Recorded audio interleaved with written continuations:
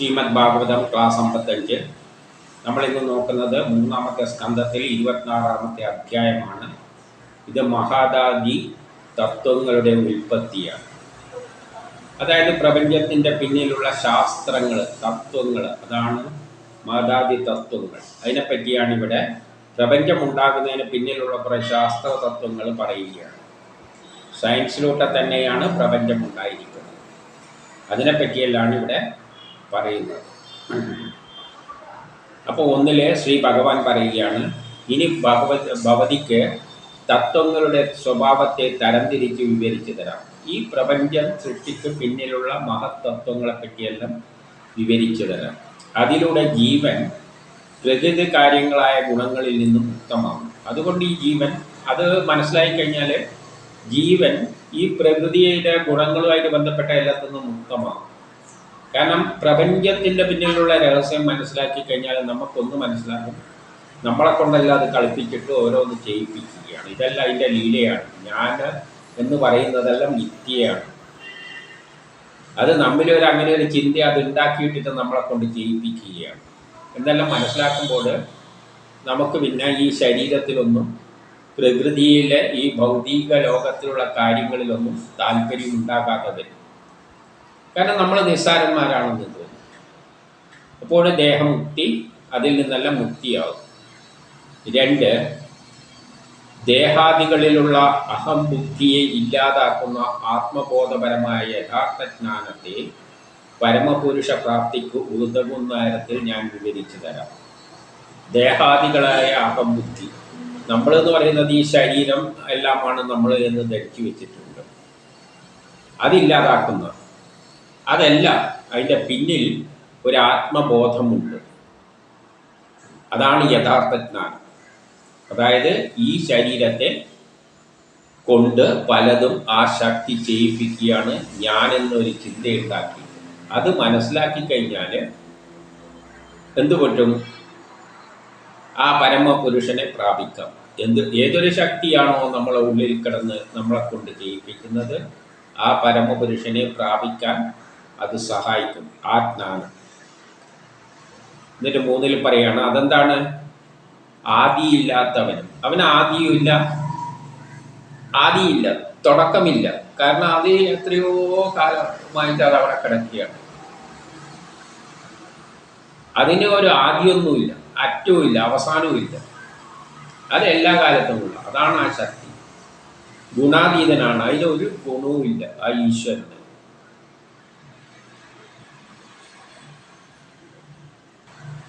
പ്രകൃതിയിൽ നിന്ന് അന്യമായതാണ്. ഈ പ്രകൃതിയായിട്ട് അതിനൊരു ബന്ധമൊന്നുമില്ല, അത് സ്വതന്ത്രമായി നിൽക്കുകയാണ്. പിന്നെ അതൊന്നും അങ്ങനെ ഉണ്ടാക്കിയിട്ടിട്ടുണ്ട്, അതിനിതുമായിട്ട് ബന്ധമൊന്നും ഇല്ല. യാതൊന്നിനോട് ചേർന്നാൽ ലോകം പ്രകാശിക്കുന്നു. ഈ ലോകം ഇങ്ങനെ നമ്മൾ കാണുന്ന തരത്തിൽ പ്രകാശിക്കുന്നത് എന്തുകൊണ്ടാണ്? അതിൻ്റെ പിന്നിൽ ആ ശക്തിയാണുള്ളത്. ആ ശക്തിയോട് ചേർന്നത് കൊണ്ടാണ്. അതാകട്ടെ സ്വയം പ്രകാശിക്കുന്നതാണ്. അതാണ് സ്വയം പ്രകാശിക്കുന്നത്. ഈ പ്രപഞ്ചത്തെ മുഴുവൻ പ്രകാശിപ്പിക്കുന്നതും അതാണ്. പ്രകാശിപ്പിക്കുക എന്ന് പറഞ്ഞാൽ നമ്മൾ ഈ കാണുന്ന രൂപത്തിൽ രൂപമായി മാറിയത്, അല്ലാതെ വെളിച്ചമെന്ന അർത്ഥത്തിലെടുക്കരുത്. വെളിച്ചമുണ്ടെങ്കിലേ ഇതെല്ലാം കാണാൻ പറ്റുള്ളൂ. ഇങ്ങനെ തെങ്ങായിട്ടും മാവായിട്ടും എല്ലാം അത് ശോഭിക്കുന്നത്, പല നിറങ്ങളിൽ ശോഭിക്കുന്നതിനെല്ലാം പിന്നിൽ ആ ശക്തിയാണ് ഉള്ളത്. അന്തർമുഖനായി സ്ഫുരിക്കുന്നതും, അത് ഉള്ളിൽ കിടന്നുകൊണ്ട്, എല്ലാത്തിൻ്റെയും ഉള്ളിൽ കിടന്നുകൊണ്ട് അത് സ്ഫുരിക്കുന്നുമുണ്ട്. വ്യാപകവുമായ ചൈതന്യവുമാണ്. അതില്ലാതെ എല്ലായിടവും അത് വ്യാപിച്ചു കിടക്കുന്നുണ്ട്. അതിൻ്റെ ചൈതന്യം ഈ ലോകത്ത് മുഴുവനുണ്ട്. അതിനെയാണ് പുരുഷൻ എന്ന് പറയുന്നത്. അപ്പം ഈ പ്രപഞ്ച സൃഷ്ടിക്ക് പിന്നിൽ പ്രവർത്തിച്ച ഒരു ശക്തി വിശേഷം, അതാണ് ഈ പ്രപഞ്ചമായി മാറിയത്, ഇങ്ങനെ ഷൈൻ ചെയ്യുന്നത്. അതിനെയാണ് പുരുഷൻ എന്ന് പറയുന്നത്.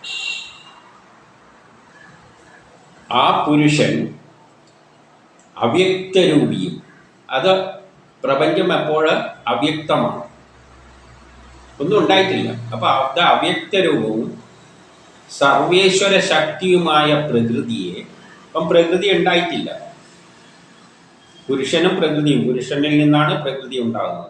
അപ്പം അത് ഉണ്ടായിട്ടില്ല. പക്ഷേ ആ ശക്തിവിശേഷം അവിടെ ലീലയോടെ അടുത്തണഞ്ഞിരിക്കുന്നതായി കണ്ടു. അപ്പം പുരുഷനുണ്ടാകുമ്പോൾ ഉടനെ അതിൻ്റെ ദ്വയമായ പ്രകൃതിയും ഉണ്ടായി. ഉടനെ ഈ പ്രകൃതിയൊന്നും ഉണ്ടായിട്ടില്ല.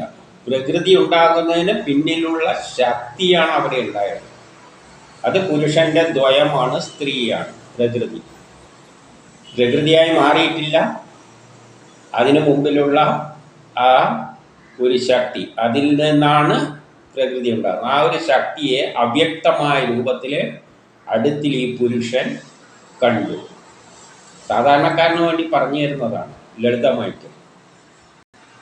ആദ്യം ദ്വയമായിട്ട് പുരുഷനും പ്രകൃതി എന്നീ രണ്ട് ശക്തികളാണ് ഉണ്ടായത്. അപ്പൊ എന്ത് പറ്റി? സത്വഗുണങ്ങളാൽ പലതരത്തിലുള്ള സന്തതികളെ ആവിഷ്കരിക്കുന്ന പ്രകൃതിയെ, സത്വഗുണങ്ങളാൽ ഈ പ്രകൃതിക്ക് എന്ത് ചെയ്യാൻ കഴിവുണ്ട്? പലതരം സന്തതികളെ ഉൽപ്പാദിപ്പിക്കാൻ കഴിവുണ്ട്. സത്വഗുണത്തിലൂടെയാണ്. ന്യൂട്ടന്റെ ലോ പ്രകാരമാണ്. സത്വഗുണത്തിലൂടെയാണ് സൃഷ്ടി നടക്കുന്നത്. ആ ഗുണങ്ങളെല്ലാം ഉള്ളതായിട്ടുള്ള പ്രകൃതിയെയാണ് കണ്ടത്. അതിനെന്ത് ചെയ്യാനുണ്ട്? സൃഷ്ടി നടത്താനുള്ള കഴിവുണ്ട്, ശക്തിയുണ്ട്. അത് കണ്ടിട്ട് പുരുഷൻ മായയിലകപ്പെട്ടുകൊണ്ട്, ആ പുരുഷനും മായയിൽപ്പെട്ടുകൊണ്ട് തന്നെ മായയുടെ ആവരണം മൂലം ആ പ്രകൃതിയെ അധികരിച്ചിട്ട് അതിൽ മയങ്ങിപ്പോയി എന്നാണ് പറയുന്നത്. തന്നെ ആ പുരുഷൻ മറന്നുപോയി, അതിനെ, ആ പ്രകൃതിയെ കണ്ടിട്ട്. കാരണം ദ്വയമായിട്ടാണല്ലോ, ആണും പെണ്ണുമായിട്ട് കണ്ടാകുന്നത്. ഇനി 5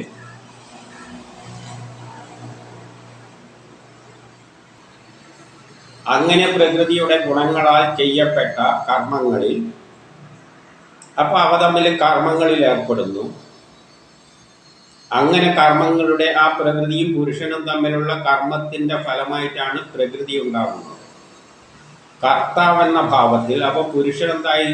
കർത്താവ് എന്ന ഭാവത്തിൽ പ്രകൃതിയായ ആ ശക്തിയുമായിട്ട് ചേർന്നുകൊണ്ട് ജീവാത്മാവ് എന്ന ഒരു രൂപത്തിലേക്ക് വന്നു. ജീവാത്മാവ് എന്ന് പറഞ്ഞാൽ ഒരു പ്ലാൻ. ഇങ്ങനെയെല്ലാം ഒരു സൃഷ്ടി നടത്തണം. അതിൻ്റെ കർത്താവായി, പുരുഷൻ കർത്താവായിട്ട് പ്രകൃതി എന്ന ശക്തി ഉപയോഗിച്ചുകൊണ്ട് ഇങ്ങനെയെല്ലാം സൃഷ്ടി നടത്തണം, എല്ലാമായി മാറണം എന്ന ജീവാത്മാവിന് ഞാനെന്നൊരു ഭാവമുണ്ട്. അതിലൊരു ഞാനെന്ന ഭാവം ഉണ്ടായിക്കൊണ്ട് ഗുണകാര്യങ്ങളായ ദേഹാദികൾ താനെന്ന തെറ്റിദ്ധാരണയുണ്ടായി. മായയിൽ അകപ്പെട്ടത് കൊണ്ട് അതിനെന്ത് ധാരണയുണ്ടായി? ഈ ചെയ്യുന്നതല്ല ഞാനാണ് എന്ന ഒരു ചിന്ത വെച്ചുകൊണ്ട് ആ തെറ്റിദ്ധാരണ, അവിടെ നിന്ന് തുടങ്ങിയതാണ് ഈ ഞാനെന്ന ചിന്താഗതി. ആ ശക്തിക്ക് തന്നെ, ആ പുരുഷന് തന്നെ ഞാനെന്ന ഒരു ചിന്താഗതി ഉണ്ടായി. അതിലൂടെയാണ് പിന്നെ എല്ലാം ഞാൻ എന്ന നിലയിൽ പോകുന്നത്. അതെല്ലാം തൻ്റേതാണെന്നുള്ള ഭാവം അദ്ദേഹത്തിനുണ്ടായി. അങ്ങനെ ഉണ്ടാകുന്ന ദേഹാദികളെല്ലാം തൻ്റേതാണെന്ന ഒരു ചിന്താഗതി ആ ശക്തിക്കുണ്ടായി. അപ്പോൾ എന്തു പറ്റുന്നു? അതുകൊണ്ട് സ്വതവേ കർത്തൃത്വമില്ലാത്തവൻ, ഒന്നിലും കർത്തൃത്വം ഏറ്റെടുക്കാത്തതാണ് ആ ബ്രഹ്മമെങ്കിലും ഈ ഒരു പുരുഷരൂപം ധരിച്ചപ്പോൾ അവനെന്താണ്? സ്വതന്ത്രനാണ്.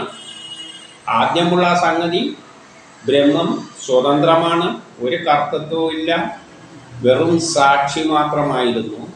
പക്ഷേ സാക്ഷി മാത്രമായിരുന്ന അത് ഇങ്ങനെ ഒരു ആക്ടിവിറ്റിയിൽ ഇറങ്ങിയപ്പോൾ ആ ജീവന് സംസാര ബന്ധങ്ങൾ വന്നു, കർമ്മബന്ധം വന്നു, അതിലൂടെ സ്വാതന്ത്ര്യഹാനിയും സംഭവിച്ചു.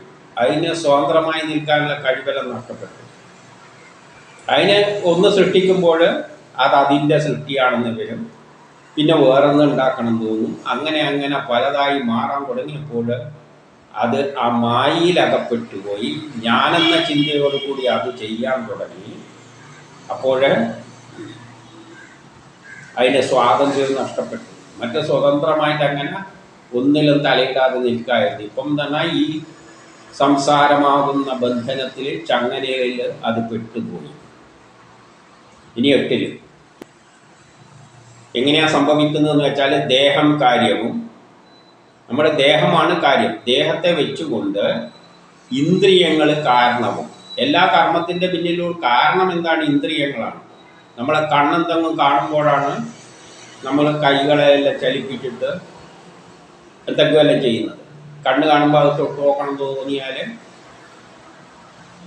ഇന്ദ്രിയമാണ് കാരണം, ദേഹം കാര്യവുമാണ്. കർത്താവ് അടിസ്ഥാനത്തിൽ ആ പരമാത്മാവ് അല്ലെ ആ പുരുഷനാണ് കർത്താവ് അടിസ്ഥാനത്തിൽ അടിസ്ഥാന ദേവതയുമായി പ്രകൃതിയെ ഹേതുവാക്കിക്കൊണ്ട് ഒരു പ്രകൃതിയുടെ സൃഷ്ടിയാണ് അവിടെ നടക്കാൻ പോകുന്നത്. അതിൻ്റെ ഫലമായിട്ട് എന്തുണ്ടാകുന്നു? സുഖദുഃഖങ്ങളെല്ലാം പ്രകൃതിയിൽ നിന്നും ഭിന്നമായ പുരുഷനെ ഹേതുവായി ഉണ്ടാകുന്നു. അപ്പം ഈ പുരുഷനും ഈ പ്രകൃതി എന്ന ശക്തിയും ചേർന്നിട്ട് സുഖദുഃഖങ്ങളെല്ലാം ഉണ്ടാകുന്ന ഒരു പ്രകൃതിയായിട്ട് മാറുന്നു. അതിലൂടെ സുഖദുഃഖങ്ങളും എല്ലാം ഉണ്ടാകുന്നു. ഇനി 9 ദേവാഹൂതി ചോദിക്കുകയാണ്, ഈ വിശ്വത്തിൻ്റെ കാരണമായ പുരുഷനും പ്രകൃതിയുടെയും ലക്ഷണങ്ങൾ വ്യക്തമാക്കി തന്നാലും. അപ്പോൾ ഈ പ്രപഞ്ചം ഉണ്ടാകുന്നതിൻ്റെ പിന്നിലുള്ളത് കാരണം ഏതാണ്? പ്രകൃതിയും പുരുഷനുമാണ്. അതിൽ നിന്നാണ് തുടക്കം. അതിൻ്റെ ലക്ഷണങ്ങളെ വ്യക്തമാക്കി തന്നാലും സ്ഥൂല പ്രപഞ്ചവും സൂക്ഷ്മ പ്രപഞ്ചവും ഇവയുടെ സ്വരൂപവും, സ്ഥൂല പ്രപഞ്ചമുണ്ട്, സൂക്ഷ്മ പ്രപഞ്ചമുണ്ട്, അതെല്ലാം ഒന്ന് വ്യക്തമാക്കി തരാം. അപ്പം 10 ഭഗവാൻ പറയുകയാണ്,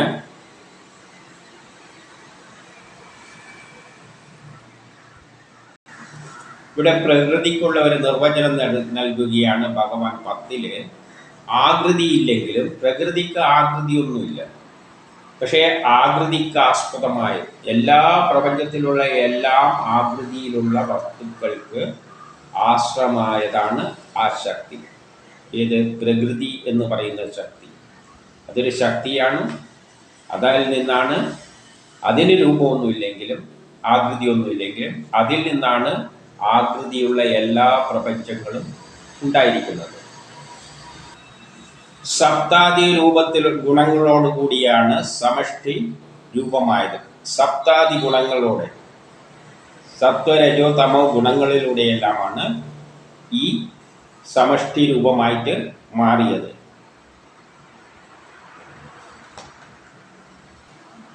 കാര്യാത്മന വ്യക്തീഭവിക്കാത്തത്. ഇവിടെ നടക്കുന്ന എല്ലാ കാര്യങ്ങൾക്ക് പിന്നിൽ അത് തന്നെയാണുള്ളത്. പക്ഷേ അതൊരു വ്യക്തിയുടെ രൂപത്തിലല്ല ഉള്ളത്, അതൊരു പ്രേരക ശക്തിയാണ്. ഇവിടെ നടക്കുന്ന എല്ലാ കാര്യങ്ങൾക്കും പിന്നിലും പ്രേരിപ്പിക്കുന്ന ഒരു ശക്തിയായിട്ടാണ് ആ പ്രകൃതി നിലനിൽക്കുന്നത്. ശാശ്വതാവസ്ഥയിൽ അതൊരു ശാശ്വതമായ അവസ്ഥയാണ്. അതിന് നാശമൊന്നും ഇല്ല, ആ ശക്തിക്ക് നാശമൊന്നുമില്ല. പ്രപഞ്ചം നശിച്ചു, അതുണ്ടാക്കിയ പ്രപഞ്ചം നശിക്കാം. കാര്യകാരണ രൂപമായി വർത്തിക്കുന്നു. എല്ലാത്തിൻ്റെയും കാരണവും കാര്യവുമായിട്ട് വർത്തിക്കുന്നതും പ്രധാന മൂലതത്വം ഏതാണോ അതിൻ്റെ എല്ലാം പിന്നിൽ, ഇതെല്ലാം ആകുന്ന ഈ പ്രപഞ്ചമാകുന്നതിൻ്റെ പിന്നിലുള്ള മൂലതത്വങ്ങൾ എന്താണോ അതിനെയാണ് പ്രകൃതി എന്ന് വിളിക്കുന്നത്. ആ ശക്തിവിശേഷം, ആ ശക്തിവിശേഷത്തിൻ്റെ മൂലതത്വത്തിനടിസ്ഥാനമാക്കിയാണ്, അല്ലെങ്കിൽ അതിൻ്റെ പിന്നിലെ സയൻസിൻ്റെ അടിസ്ഥാനത്തിലാണ് ആ ശക്തിവിശേഷം ഈ പ്രപഞ്ചം, കാണപ്പെടുന്ന ഈ പ്രപഞ്ചം സൃഷ്ടിച്ചത്. എൻ്റെ 11 പറയുന്നു അതെങ്ങനെ? 5 കൊണ്ടും പിന്നെ ഒരു 5 കൊണ്ടും 10 കൊണ്ടും 4 കൊണ്ടും ഈ വിധം 24 കൊണ്ട് കൂടിയ വർഗത്തെ പ്രകൃതി തത്വമായി കാണുന്നു. അപ്പം എന്തെല്ലാം തത്വങ്ങളിലൂടെയാണ്? 24 തത്വങ്ങളിലൂടെയാണ് അത് പ്രപഞ്ചമായി മാറിയത്. ആ ശക്തിവിശേഷം, അതൊരു ശക്തി. ആ ശക്തി 24 തത്വങ്ങളിലൂടെയാണ് ഇതെല്ലാമായി മാറിയത്, പ്രപഞ്ചമായിട്ട് മാറിയത്. ആദ്യം 5 പറഞ്ഞത് എന്താണെന്ന് നോക്കാം. 12 മുതൽ 14 വരെ പറയുന്നത് 5 മഹാഭൂതങ്ങൾ, പഞ്ചഭൂതങ്ങൾ. പഞ്ചഭൂതങ്ങൾ എന്ന് പറഞ്ഞാൽ പ്രപഞ്ചത്തിലെ എല്ലാ വസ്തുക്കളെയും 5ആയിട്ട് തിരിക്കാം. ചെറിയ ക്ലാസ്സുകളിലും നമ്മൾ വസ്തുക്കളെ കുട്ടികളെ ആദ്യം പഠിപ്പിക്കുക. കരവസ്തു, കരം, ദ്രവം, വാതകം, ഊർജം, പിന്നെ ഒരാകാശം എന്നാണ് ഈ പ്രപഞ്ചമാണ് ഉദ്ദേശിക്കുന്നത്. അങ്ങനെ 5ആയിട്ടാണ് ഈ ലോകത്തിലുള്ള എല്ലാ വസ്തുക്കളും ഉള്ളത്. അതാണ് അഞ്ച്. അപ്പം നമ്മൾ തന്നെ മുടി കരമാണ്, തോല് കരമാണ്, ഈ കണ്ണിന്ന് വരുന്ന വെള്ളം ദ്രവമാണ്, രക്തം ദ്രവമാണ്. അതായത് ദ്രവരൂപത്തിലുള്ളതാണ് ജലം കൊണ്ട് ഉദ്ദേശിക്കുന്നത്. പിന്നെ വായു കൊണ്ട് ശ്വസിക്കുന്നത്, പിന്നെ ഊർജമുണ്ട്, തൊട്ട് നോക്കിയാൽ ചൂട് കാണും. പിന്നെ ഇതിനെയെല്ലാം കൺട്രോൾ ചെയ്യുന്ന ഒരു ശക്തി വിശേഷമാണ് ഈ പ്രപഞ്ചം, ആകാശം. അതാണ് അഞ്ച് മഹാഭൂതങ്ങൾ, പഞ്ചഭൂതങ്ങൾ. പിന്നെ അഞ്ച് തന്മാത്രകൾ. അഞ്ച് തന്മാത്രകൾ എന്ന് പറയുമ്പോൾ ഇതിനെയെല്ലാം നമ്മൾ എങ്ങനെയാണ് മനസ്സിലാക്കുന്നത്? ഈ അഞ്ചിനെയും എങ്ങനെ മനസ്സിലാക്കാം? അതിൽ മണത്തിട്ട്, രുചിച്ചു നോക്കിയിട്ട്, ഗന്ധം, രസം, രൂപം, സ്പർശം, ശബ്ദം. ഇതുകൊണ്ടാണ് നമ്മൾ ഈ വസ്തുക്കളെയെല്ലാം, അഞ്ച് വസ്തുക്കളെ നമ്മൾ മനസ്സിലാക്കുന്നതിനുള്ള അഞ്ച് തന്മാത്രകളുണ്ട്. അത് മണത്തിട്ട്, കണ്ടിട്ട്, രൂപത്തിലൂടെ, രസത്തിലൂടെ, സ്പർശത്തിലൂടെ, ശബ്ദത്തിലൂടെ. ഖരമാകണ്ടെങ്കിൽ നമുക്ക് സ്പർശിച്ച് നോക്കാം, ജലമാണെങ്കിൽ രുചിച്ചു നോക്കാം, വായുവാണെങ്കിൽ മണത്തു നോക്കാം, പിന്നെ ശബ്ദമാണെങ്കിൽ ആകാശത്തിൻ്റെ പ്രതീകമായിട്ടാണ് കേൾവി, ചെവിട്ടിലൂടെ കേൾക്കാം. രസം നമ്മളെല്ലാം പറഞ്ഞു കഴിഞ്ഞു, മൂക്ക്, ചെവി ഇതെല്ലാം. അപ്പോൾ അഞ്ചുമായി. പിന്നെ പറഞ്ഞ എന്താണ്? 10. ഇനി ഇവയെല്ലാം കൂടിച്ചേർന്നിട്ട് 10 ഇന്ദ്രിയങ്ങൾ. ഇതിനെ, ഈ രൂപങ്ങളെ മനസ്സിലാക്കാൻ വേണ്ടി ഗന്ധം നോക്കണ്ടെങ്കിൽ, മണം നോക്കണ്ടെങ്കിൽ നമുക്ക് 5 ജ്ഞാനേന്ദ്രിയങ്ങളും 5 കർമ്മേന്ദ്രിയങ്ങളുമാണ്. അതാണ് 10.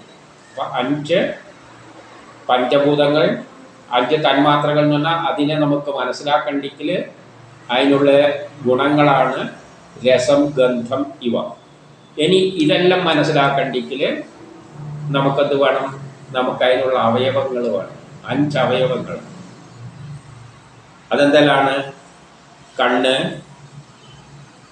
കണ്ണുകൊണ്ട് രൂപം കാണാം, മൂക്ക് മണത്ത് നോക്കാം, ചെവി ശബ്ദം കേൾക്കാം, വായ രുചിച്ചു നോക്കാം, സ്കിന്ന് സ്പർശിച്ച് നോക്കാം.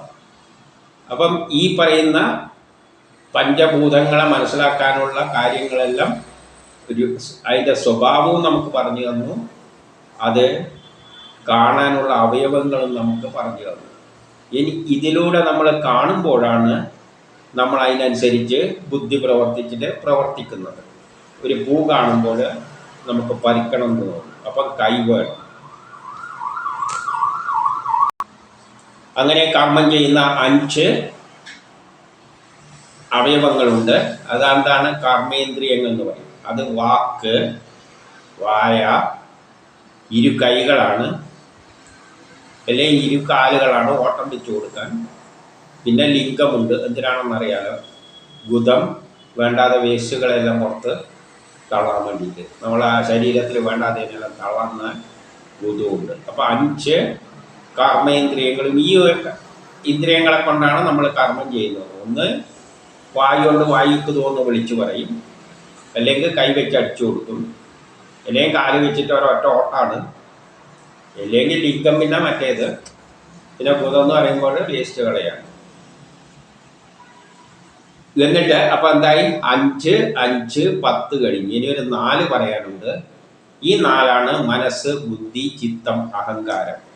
ഇങ്ങനെ മനസ്സുണ്ട്, ബുദ്ധിയുണ്ട്, ചിത്തമുണ്ട്, ഞാൻ എന്ന ഒരു അഹങ്കാരവും അതിൻ്റെ കൂട്ടത്തിൽ വരുന്നുണ്ട്. ഈ ഞാൻ ഉണ്ടാകുമ്പോഴാണ് കാണുകയും കേൾക്കുകയെല്ലാം ചെയ്യുമ്പോൾ നമ്മൾ അതിനനുസരിച്ച് പ്രവർത്തിക്കുന്നതിനെക്കാട്ടി മുമ്പിൽ ചിത്തത്തിൽ അതുകൊണ്ട് ശേഖരിക്കും. എന്നിട്ട് ബുദ്ധി ഉപയോഗിച്ച് അനലൈസ് ചെയ്തിട്ട് ഓടാൻ ഇവരുടെ അടുത്തൊന്നും ഏറ്റുമുട്ടിയാൽ പറ്റില്ല, ഓട്ടം വെച്ച് കൊടുക്കാമെന്ന് വെച്ചിട്ട് ഓടുന്നത് അപ്പോഴാണ്. അതിനനുസരിച്ചിട്ട്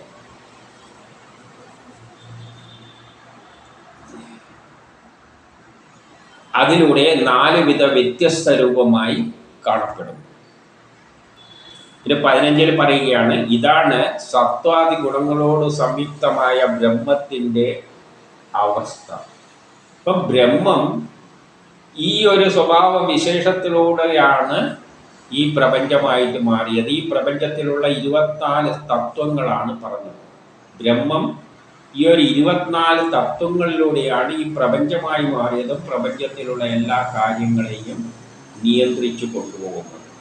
പിന്നെ അതിൽ ഒന്നുകൂടി പറയാമെന്ന് പറയാണ്, അത് 25ാമത്തെ തത്വമായ കാലസ്വരൂപമായ പുരുഷനാണ്.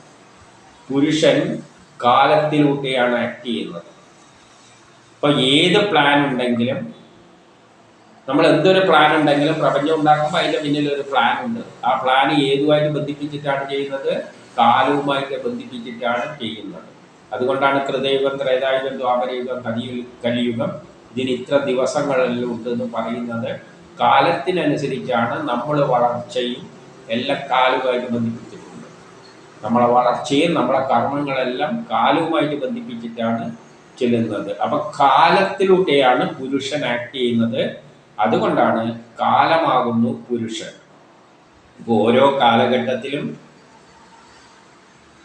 ആ കാലം വരുമ്പോഴാണ് കാലമാണ് പുരുഷൻ. അതിനുള്ള ആൾക്കാരെ ഉണ്ടാക്കിക്കൊണ്ടാണ് ഓരോ യുദ്ധങ്ങളെല്ലാം നടക്കുന്നത്.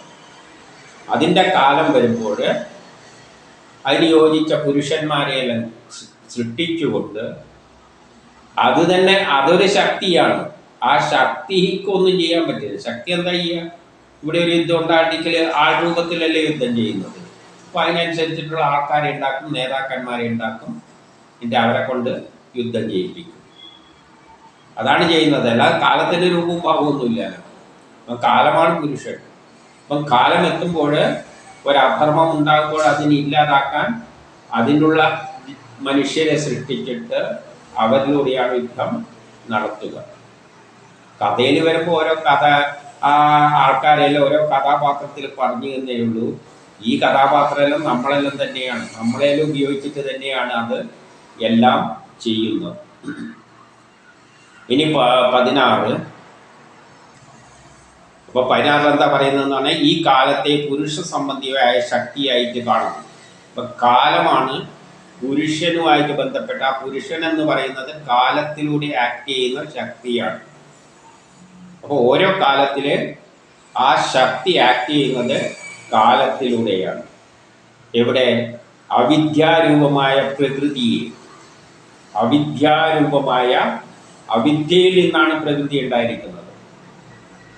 വിദ്യ അവിദ്യയുണ്ട്, പരാസയൻസും അപരാസയൻസും. പരാസയൻസ് എന്ന് പറഞ്ഞാൽ ബ്രഹ്മമായി ആധ്യാത്മികമായി വരുന്ന സയൻസ്. ബാക്കിയുള്ള ഈ പ്രപഞ്ചം മുഴുവൻ മോഡേൺ സയൻസാണ്, അപരാസയൻസാണ്, അവിദ്യാരൂപമായതാണ്.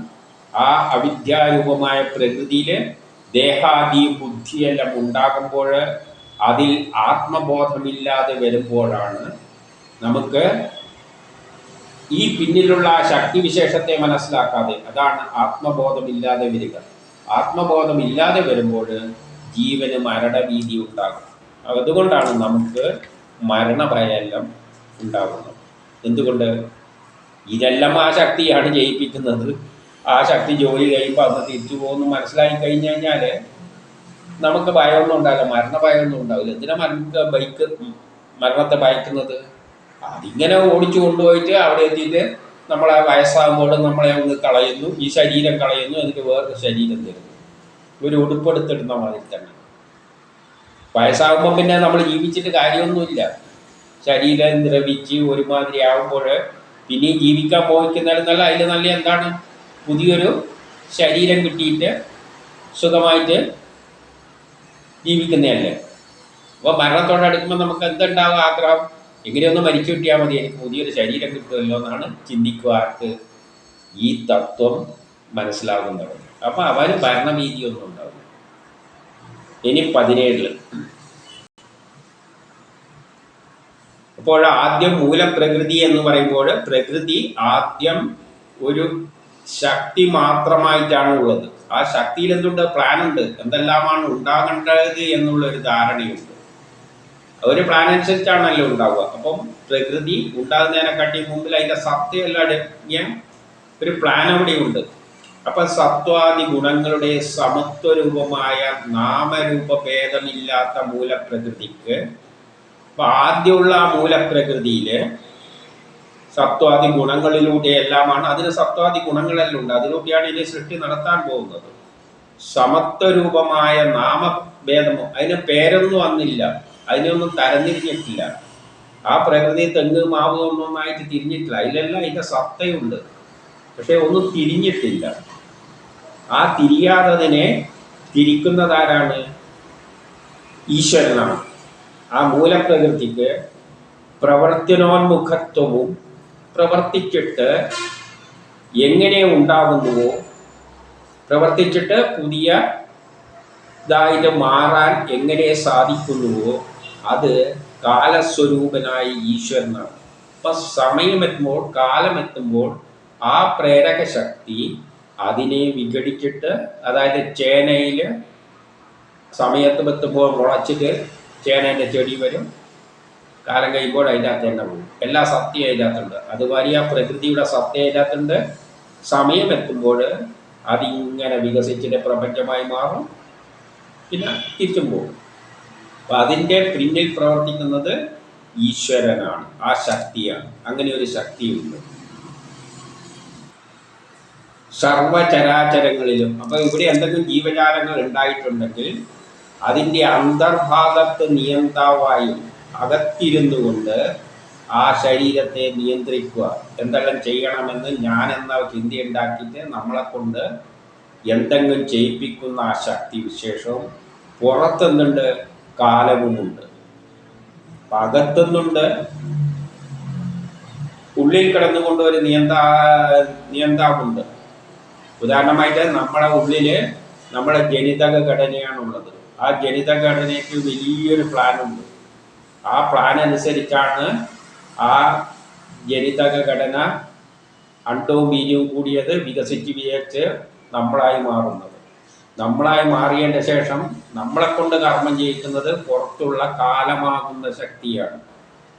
പുറത്ത് കാലമെന്ന നിലയിലും തൻ്റെ യോഗമായ ഇതെല്ലാം എങ്ങനെയാണ് നയിക്കുന്നത്? യോഗമായയെ കൊണ്ട് സമന്വയിപ്പിക്കുന്നുവോ ആ കാലസ്വരൂപൻ ഈശ്വരനാണ്. അപ്പം നമ്മളുള്ള ഒരു പ്ലാൻ ഉണ്ടാക്കിയിട്ടിട്ടുണ്ട്. ആ അണ്ടവും ബീജവും കൂടി വരുമ്പോൾ അതെങ്ങനെ വളർച്ച പ്രാപിച്ച് മുട്ടുകുത്തി എങ്ങനെയെല്ലാം നമ്മളായിട്ട് മാറും. അങ്ങനെ നമ്മളായിട്ട് മാറിയതിൻ്റെ ശേഷം നമ്മളെ കൊണ്ട് കർമ്മം ചെയ്യിപ്പിക്കുന്നത് പുറത്തുള്ള കാലമാണ്. ആ കാലത്തിനനുസരിച്ച് ജ്യോതിഷത്തിൻ്റെ അടിസ്ഥാനത്തിൽ നമ്മളെ കൊണ്ട് കർമ്മം ചെയ്യിപ്പിക്കുന്നു. അതിൻ്റെ പിന്നിലുള്ളത് ആ ശക്തിയാണ്, ആ പ്ലാനാണ്, അത് തന്നെയാണ് ഈശ്വരൻ. അത് കാലവുമായിട്ട് ബന്ധിപ്പിച്ചിട്ടാണ്. നമ്മളെ വളർച്ചയെല്ലാം കാലമനുസരിച്ച് തന്നെയാണ്. ജ്യോതിഷവും കാലത്തിൻ്റെ അടിസ്ഥാനത്തിലാണ് നമ്മൾ ഓരോ കാലത്തെ അവസ്ഥകൾ പറയുന്നത്. ഇനി 19. അപ്പം 19 പറയുകയാണ്, വിക്ഷോഭിച്ച് കിടക്കുന്ന ഗുണങ്ങൾ ഉൾക്കൊള്ളുന്ന പ്രകൃതി, മൂലപ്രകൃതി. അപ്പം മൂലപ്രകൃതി എന്ന് പറഞ്ഞാൽ ആദ്യം പ്രകൃതി ഉണ്ടാകുന്നതിനെക്കാട്ടി മുമ്പിൽ ഒരു പുരുഷനും പ്രകൃതി ഉണ്ടാകുന്നു, ഒരു സത്ത. ആ സത്തയിൽ പ്രപഞ്ചം ഉണ്ടാക്കേണ്ട ഘടന എല്ലാം ജനിതക ഘടന അതിൻ്റെ അകത്തുണ്ട്. അത് വികസിച്ച് വരണം. അത് വികസിച്ച് വരുമ്പോൾ ഈ പ്രേരക ശക്തി എന്ത് ചെയ്യുന്നു? വിക്ഷോഭിച്ച് കിടക്കുന്ന ഗുണങ്ങൾ ഉൾക്കൊള്ളുന്ന ആ മൂലപ്രകൃതി ഈശ്വരൻ തൻ്റെ വീര്യത്തെ ആധാനം ചെയ്യുന്നു. അപ്പോൾ പുരുഷൻ ആ പ്രകൃതിയിൽ കയറിയിട്ട് അതിൻ്റെ വീര്യം പ്രയോഗിക്കുമ്പോൾ അതിലുള്ള എല്ലാം ഒരു ചേനയിൽ നിന്ന് ചെടി പുറത്തേക്ക്, ഇപ്പോൾ ഒരു ചേന നട്ടാലും വെള്ളം ഒഴിക്കുമ്പോൾ ആ ചേന മുളച്ചിങ്ങനെ വരും, പ്രേരിപ്പിക്കുന്ന പോലെ. അതേപോലെ പ്രപഞ്ചത്തിൽ ആ പ്രകൃതിയിൽ എല്ലാ ഉണ്ടാകേണ്ട ജീവജാലങ്ങളുടെ എല്ലാം രൂപമുണ്ട്.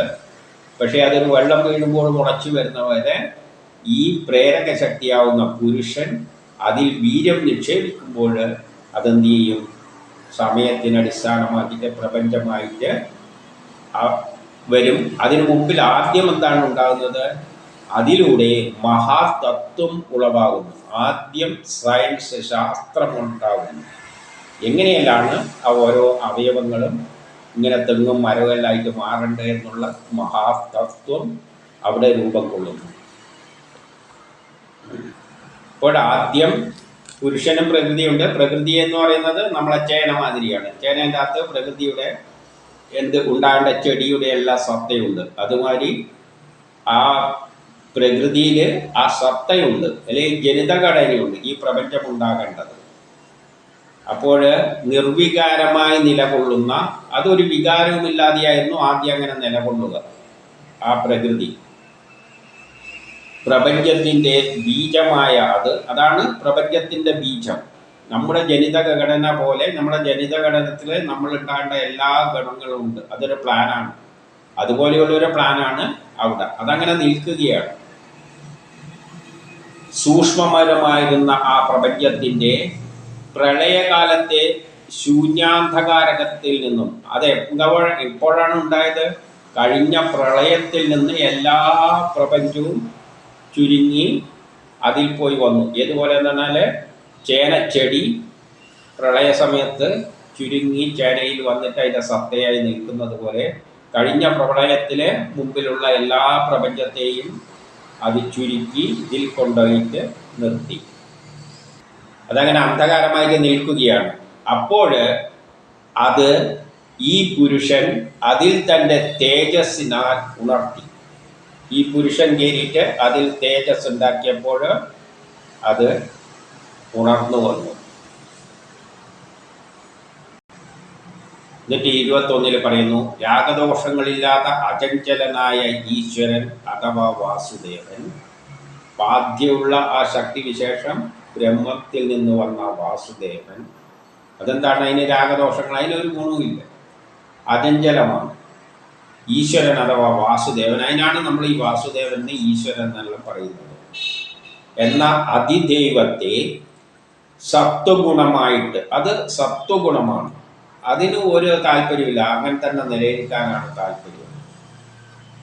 ആ ചിത്തമാണ് മഹാതത്വമായി രൂപാന്തരം പ്രാപിച്ചത്. അപ്പോൾ അതിൽ നിന്നാണ് മഹാതത്വങ്ങൾ, അല്ലെ വേദങ്ങൾ, അല്ലെ ജ്ഞാനമെല്ലാം ഉത്ഭവിച്ചത്.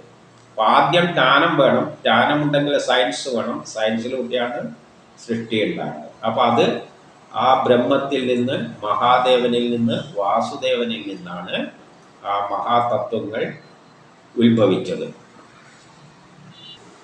22 അതിന് ഒരു ഉദാഹരണ സഹിതം വിവരിച്ചു തരികയാണ്. ഭൂസ്പർശത്തിന് മുമ്പുള്ള ജലത്തിൻ്റെ സ്വഭാവം ഏതോ, അതായത് ആകാശത്തിൽ നിന്ന് മഴയായിട്ട് ഇങ്ങനെ ഭൂമിയിൽ സ്പർശിക്കുന്നതിനെക്കാട്ടി മുമ്പിലുള്ള അതിൻ്റെ സ്വഭാവം എന്താണോ നമുക്കറിയില്ല. ആകാശത്തിലൊരു മേഘം മാറി അങ്ങനെ കിടക്കുന്നുണ്ട്. അതുപോലെയുള്ള ഏതോ, അതുപോലെയുള്ള ലക്ഷണം ഏതിന്? ആ മഹാതത്വങ്ങൾക്ക്. അത് നിർമ്മലമാണ്, നിർവികാരമാണ്, പ്രശാന്തമാണ് എന്ന തരത്തിൽ നിർവചിക്കാം.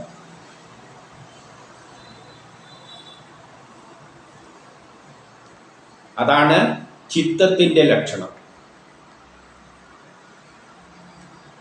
അപ്പോൾ ചിത്തത്തിലാണ് ആദ്യം നമ്മൾ എല്ലാ കാര്യങ്ങളും തീരുമാനിക്കുന്നത്. ആദിയിൽ ആ വാസുദേവന് ചിത്തത്തിൽ എന്തുണ്ടായി? ഒരു സൃഷ്ടി നടത്താനുള്ള താല്പര്യമുണ്ടായി.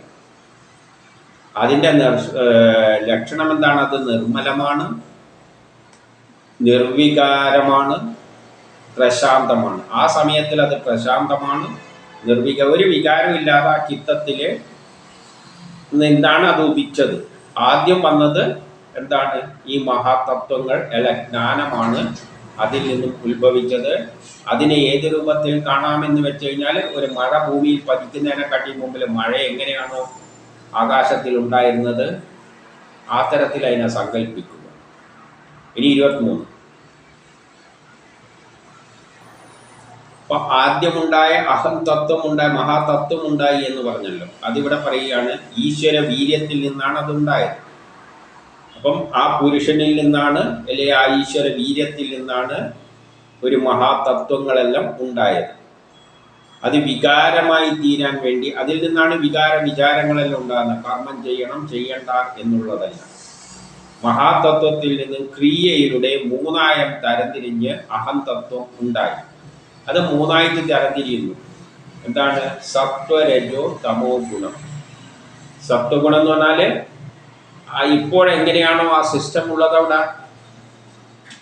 അവിടെ ഒരു ശക്തിയുണ്ട്, എല്ലാം അടങ്ങിയിരിക്കുന്ന പ്രപഞ്ചം, ഇനി ഉണ്ടാകാൻ പോകുന്ന പ്രപഞ്ചത്തിൻ്റെ സത്ത അടങ്ങിയിരിക്കുന്ന ഒരു രൂപമുണ്ട്. അത് ചേനയിൽ ആ ചെടിയുടെ എല്ലാം അടങ്ങിയിരിക്കുന്ന പോലെ അതിനങ്ങനെ തന്നെ നിൽക്കാനാണ് ഇഷ്ടം. ചേന നമ്മൾ എത്ര വെച്ച് കഴിഞ്ഞാൽ അത് അങ്ങനെ തന്നെ നിൽക്കും.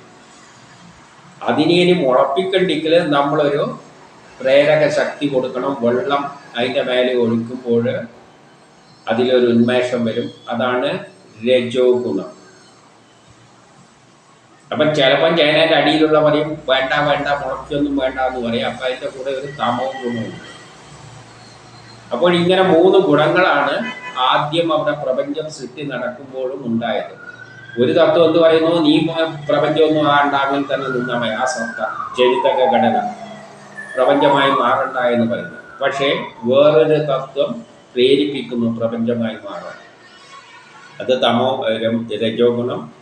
അതിനെ എതിർക്കുന്ന ഒരു ശക്തിയുണ്ട്, തമോ ഗുണം. അങ്ങനെ 3ആയിട്ട് കർമ്മത്തിൻ്റെ അടിസ്ഥാനത്തിൽ എല്ലാ കർമ്മത്തിലും ഈ 3 തത്വമുണ്ട്. ഒന്ന് ഇന്നത്തെ അവസ്ഥയിൽ നിൽക്കുക, രണ്ടാമത്തത് ഒരു ബലം പ്രയോഗിച്ചിട്ട് പുതിയൊരവസ്ഥയിലേക്ക് പോവുക, മൂന്നാമത്തത് അതിനെ എതിർക്കുന്ന പാരവെക്കുന്ന പുരോഗതിക്ക് പാരവെക്കുന്ന 3ാമത്തെ ശക്തിയും തമോ ഗുണം. 24 പറയുന്ന അവ സത്വ തമോ രജോ ഗുണങ്ങളാണ്. അപ്പൊ ആ 3 ഗുണങ്ങളാണ് ആദ്യം ഉണ്ടായത്. മനസ്സിൻ്റെയും ഇന്ദ്രിയങ്ങളുടെയും മഹത്തുക്കളായ ഭൂതങ്ങളുടെ ഉൽപ്പത്തി ഇവയിൽ നിന്നും ഉണ്ടായി. ഇതിൻ്റെ ഈ പ്രേരണയാലാണ് എന്തുണ്ടായത്? മഹത്തുക്കളായ ഭൂതങ്ങളുടെ ഉൽപ്പത്തി, പഞ്ചഭൂതങ്ങളെല്ലാം ഈ ഒരു പ്രേരണയിലൂടെയാണ് ഉണ്ടായത്. അപ്പോൾ എന്താണ് ചെയ്യുക? ആദ്യം ഒരു പ്രേരണ, ഒരു ഫോഴ്സ്, അതങ്ങനെ നിൽക്കുകയാണ്. പ്രപഞ്ചമുണ്ടാകുമ്പോൾ രജോ ഗുണത്തിൽ നിന്ന് ഒരു പ്രേരണ തരംഗമായിട്ട് ഒഴുകും. ആധുനിക സയൻസിൻ്റെ അടിസ്ഥാനത്തിലാണ് ഈ തരംഗങ്ങൾ കൂടിച്ചേർന്നിട്ടാണ് കണങ്ങൾ ഉണ്ടാകുന്നത്, കണങ്ങൾ കൂടിച്ചേർന്നിട്ടാണ് ആറ്റം ഉണ്ടാകുന്നത്, ആറ്റം കൂടിച്ചേർന്നാണ് തന്മാത്ര ഉണ്ടാകുന്നത്. അങ്ങനെയെല്ലാം ഈ പ്രപഞ്ചമെല്ലാമായിട്ട് മാറിയത്. അപ്പോൾ ഇതിനെ പ്രേരിപ്പിക്കുന്ന ശക്തി രജോ ഗുണമാണ്. അല്ലെങ്കിൽ അത് സത്വഗുണമായി അങ്ങനെ തന്നെ നിൽക്കാനാണ്. അപ്പം കാലം പ്രേരിപ്പിക്കുന്നതനുസരിച്ചിട്ട് രജോ ഗുണമുണ്ടാകും. അതിലൂടെ സൃഷ്ടിക്രമം ആരംഭിക്കും. എന്നിട്ട് 25 പറയുന്നു, ഭൂതങ്ങൾ, ഇന്ദ്രിയവും മനസ്സും എന്നിവയുടെ സമഷ്ടി സ്വരൂപമായ അഹം തത്വത്തെ സംഘർഷൻ എന്ന 1000 ശിരസുള്ള ആദിശേഷൻ എന്ന് പറയുന്നു. ആദിശേഷനെ പറ്റി കഥയിലെല്ലാം പറഞ്ഞിട്ടുണ്ടല്ലോ. അതിൻ്റെ പുറത്താണ് പിന്നെ സൃഷ്ടിയുടെ എല്ലാം നടക്കുന്നത്. അപ്പോൾ ആദിശേഷൻ എന്ന് പറയുമ്പോൾ അതൊരു എനർജി രൂപത്തിൽ പ്രവഹിക്കുന്നതായിട്ട് കാണുന്നു. ആ പ്രേരക ശക്തി, ആ ബ്രഹ്മം, ആ ഒരു പ്രകൃതി, മൂലപ്രകൃതി പ്രപഞ്ചമാകാതെ അങ്ങനെ നിൽക്കുന്നു. അതിൻ്റെ സത്ത അതിൻ്റെ അകത്തുണ്ട്. അതിൻ്റെ അകത്ത് വിഷ്ണു കയറിയിട്ട് ഒരു രജോ ഗുണം, ഒരു ന്യൂട്ടൻ്റെ സെക്കൻഡ് ലോ പ്രയോഗിക്കുമ്പോൾ അതിൽ നിന്നും ഒരു രൂപം, ഒരു ഊർജം ഇങ്ങോട്ട് പ്രവഹിച്ചു വരുന്നു. ആ ഊർജമാണ് ഇന്ദ്രിയങ്ങളും മനസ്സും എന്ന് പറഞ്ഞതുകൊണ്ട്, മനസ്സും ഇന്ദ്രിയങ്ങളും, പുതിയ സൃഷ്ടി നടത്താനുള്ള മനസ്സും ഇന്ദ്രിയങ്ങളെല്ലാം ഈ സിഗ്നൽ സിസ്റ്റത്തിലൂടെയാണ് വർക്ക് ചെയ്യുന്നത്. അപ്പോൾ അതെല്ലാം കൂടിയിട്ട് ഉണ്ടാകുന്ന തത്വത്തെയാണ് സംഘർഷൻ എന്ന് പറയുന്നത്. അത് 1000 ശിരസ്സുള്ള നാദങ്ങളെ പോലെ പ്രപഞ്ചം മുഴുവൻ വ്യാപിച്ചു. അതാണ് ആദിശേഷൻ എന്ന് പറയുന്ന 1000 ശിരസ്സുള്ള നാഗങ്ങൾ. അതായത് അതിൽ നിന്നും തരംഗ രൂപത്തിൽ പല തരത്തിലുള്ള തരംഗങ്ങൾ, ഊർജം ഭൂമിയിലേക്ക് പ്രവഹിക്കാൻ തുടങ്ങി. ഇനി 26. എന്നിട്ട് 26 കർത്താവെന്ന ഭാവവും കരണമെന്ന ഭാവവും കാര്യമെന്ന ഭാവവും, കർത്താവ് എന്തൊരു കർമ്മത്തിന് ഈ 3 ഘടകങ്ങളുണ്ടല്ലോ. നമ്മൾ വ്യാകരണമെല്ലാം പഠിക്കുമ്പോൾ കർത്താവ്, ക്രിയ എന്നെല്ലാം പറഞ്ഞുകൊണ്ട് പഠിക്കുന്നുണ്ടല്ലോ 3. ഈ 3 ഭാവങ്ങളും ഏതിൽ നിന്നുണ്ടായതാണ്? സത്വരജോ തമോ ഗുണത്തിൽ നിന്നുണ്ടായതാണ്. അതിൽ നിന്നാണ് ശാന്തത, ഘോരത, വിമൂഢത എന്നിവ അഹം തത്വത്തിൻ്റെ പ്രത്യേക സ്വഭാവമായിട്ട് വന്നത്. അപ്പം ഈ സത്വരജോ തമോ ഗുണത്തിൽ നിന്ന് അതിൻ്റെ സമാനമായ നമ്മളിൽ ഉണ്ടാക്കുന്ന വികാരമാണ് ശാന്തത. ശാന്തമായി നിൽക്കുക. ഒരു ചേന മുളക്കാതെ നിൽക്കുമ്പോൾ ശാന്തമായിട്ട് അത് നിൽക്കുകയാണ്, മുളക്കുന്നൊന്നുമില്ല. ഘോരത എന്ന് വരുമ്പോൾ അതിങ്ങനെ മുളച്ചു വരും. ഘോരമായ പ്രവൃത്തി, അത് പൊട്ടിച്ച് ചേനയെല്ലാം മുകളിലെല്ലാം പൊട്ടിച്ച് അങ്ങനെ കയറി വരും. കല്ലെല്ലാം ഉണ്ടെങ്കിൽ അതിനെല്ലാം എടുത്ത് ദൂരെ കളഞ്ഞിട്ട് ഘോരമായ, അതായത് ന്യൂട്ടന്റെ സെക്കൻഡിലോ. വിമൂഢത, കുറച്ച് കഴിയുമ്പോൾ ചിലപ്പോൾ അത് അതേപോലെ ഉണങ്ങിയങ്ങ് പോവുകയും ചെയ്യും. അതിനെ എതിർക്കുന്ന ഒരു ടെൻഡൻസി ഉണ്ട്. വളരണ്ട ചെടിയെല്ലാം മുളച്ചു വരും, വെള്ളമൊന്നും കിട്ടാതെ ഉണങ്ങിയങ്ങ് അതിൻ്റെ അകത്ത് തന്നെ പോയി ചെയ്യും. അപ്പം ഈ 3 ഗുണങ്ങളായിട്ട് വിമൂഢത, അതായത് നമ്മൾ ശാന്തതയുണ്ട്, കർമ്മം ചെയ്യാനുള്ള ഉത്സാഹമുണ്ട്, ആലസ്യവുമുണ്ട്. ഇങ്ങനെ ഒരു 3 സ്വഭാവത്തിലേക്ക് ഉണ്ടായത് ഇതിൽ നിന്നാണ്. ലോകത്തിലുള്ള 3 സ്വഭാവങ്ങൾ ഉണ്ടാവുകയാണ്. ശാന്തതയും ഘോരതയും വിമൂഢതയും. ഇതെല്ലാം നമ്മളെ ബാധിക്കുന്നുണ്ട്. നമ്മളെ സ്വഭാവങ്ങളിൽ ഇതെല്ലാം കാണാം. അങ്ങനെ ഇങ്ങനെ 3 സ്വഭാവങ്ങൾ ഉണ്ടായതിൻ്റെ ശേഷം പിന്നെ ഉണ്ടായത് എന്താണ്? വികാരം സംഭവിച്ചു കൊണ്ടിരിക്കുന്ന സാത്വിക അഹങ്കാരത്തിൽ നിന്നും, സാത്വികമായ അഹങ്കാരത്തിൽ നിന്നും, അതായത് സ്ഥിരമായി നിൽക്കുന്ന അഹങ്കാരത്തിൽ നിന്നും മനസ്സ് എന്ന തത്വം ഉത്ഭവിച്ചു. മനസ്സാണ് ആദ്യം ഉണ്ടായത്. മനസ്സ് എന്ന തത്വം അതിലൂടെ ഉത്ഭവിച്ചു. മനസ്സുണ്ടാകുമ്പോൾ ഈ മനസ്സിൻ്റെ വിഷയചിത്തത്താൽ കാമം എന്ന പ്രവൃത്തി ഉത്ഭവിച്ചു. ഒരു കാമം ഉണ്ടാകാൻ തുടങ്ങി. കാരണം കൂടിച്ചേർന്നിട്ടാണ് പുതിയ വസ്തുക്കൾ ഉണ്ടാകേണ്ടത്. മെയിലും ഫീമെയിലും കൂടിച്ചേർന്നിട്ടാണല്ലോ സൃഷ്ടി ഉണ്ടാകുക. അപ്പോൾ ആദ്യം ഉണ്ടായ വികാരം മനസ്സെന്ന വികാരമാണ്. മനസ്സുണ്ടായപ്പോൾ അതിൻ്റെ കൂട്ടത്തിൽ കാമവും ഉണ്ടായി, ആഗ്രഹങ്ങളും ഉണ്ടായി. മനസ്സുണ്ടാകുമ്പോൾ ആഗ്രഹം. നമ്മൾ നല്ല ഗാഠനിദ്രയിലാകുമ്പം മനസ്സില്ല, ഒന്നുമില്ല. എണീക്കുമ്പം തോന്നുമ്പം ഓരോ ആഗ്രഹം ഉണ്ട്, ചായ കുടിക്കണം, മറ്റേതെന്ന് വരും. അപ്പം മനസ്സും കാമമെന്ന വികാരവുമാണ് ആദ്യം ഉണ്ടായത്. 28 പറയുന്നു, മനസ്സ് എന്ന തത്വം ഇന്ദ്രിയങ്ങളുടെ അധിപതിയാണ്. ഇപ്പം മനസ്സാണ് ഇന്ദ്രിയങ്ങളുമായിട്ട് ബന്ധിപ്പിച്ചിട്ടാണ് മനസ്സുണ്ടാകുന്നത്.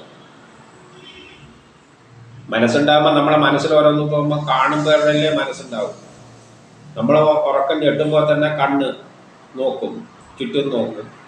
കാണുന്നതനുസരിച്ചിട്ടാണ് പിന്നെ എല്ലാ പ്രവൃത്തിയും ചെയ്യുന്നത്. അപ്പോൾ ഇന്ദ്രിയങ്ങളുടെ അധിപതിയാണ് മനസ്സ്. അപ്പം അതിൽ നിന്നാണ് ഇന്ദ്രിയങ്ങൾ എന്ന ഒരു സംഗതിയിലേക്ക് കാര്യം കിടക്കുന്നത്. മനസ്സുണ്ടാകണമെങ്കിൽ ഇന്ദ്രിയങ്ങൾ വേണം, ഇൻപുട്ട് വേണം, എങ്കിലേ മനസ്സിന് വർക്ക് ചെയ്യാൻ പറ്റുള്ളൂ. അപ്പോൾ ഇന്ദ്രിയങ്ങൾ ഉണ്ടാവുന്നു. ഏതുപോലെ ഇതെല്ലാം ഉണ്ടായെന്ന് വെച്ചാൽ ശരത്കാലത്ത് നീലോൽപ്പലം പോലെ, ശരത്കാലത്ത് നീലോൽപ്പലം എന്നത് ചെടിയുടെ അത്തരത്തിൽ ഉണ്ടാകുന്നത് പോലെയാണ് ഈ മനസ്സ് എന്ന തത്വത്തിൽ നിന്നും ഇന്ദ്രിയങ്ങൾക്ക് സ്ഥാനം വരുന്നത്. ആ വശീകരിക്കപ്പെട്ടവനായ യോഗ്യമാരാൽ വശീകരിക്കപ്പെട്ടവനായ അനിരുദ്ധൻ എന്ന നാമത്തിൽ അറിയുന്നു. ആ അവസ്ഥക്കാണ് അനിരുദ്ധൻ എന്ന് പറയുന്നത്. മനസ്സ് ഇന്ദ്രിയങ്ങളുമായിട്ട് വരുന്ന ആ അവസ്ഥക്കാണ് അനിരുദ്ധൻ എന്നതുകൊണ്ട് ഉദ്ദേശിക്കുന്നത്.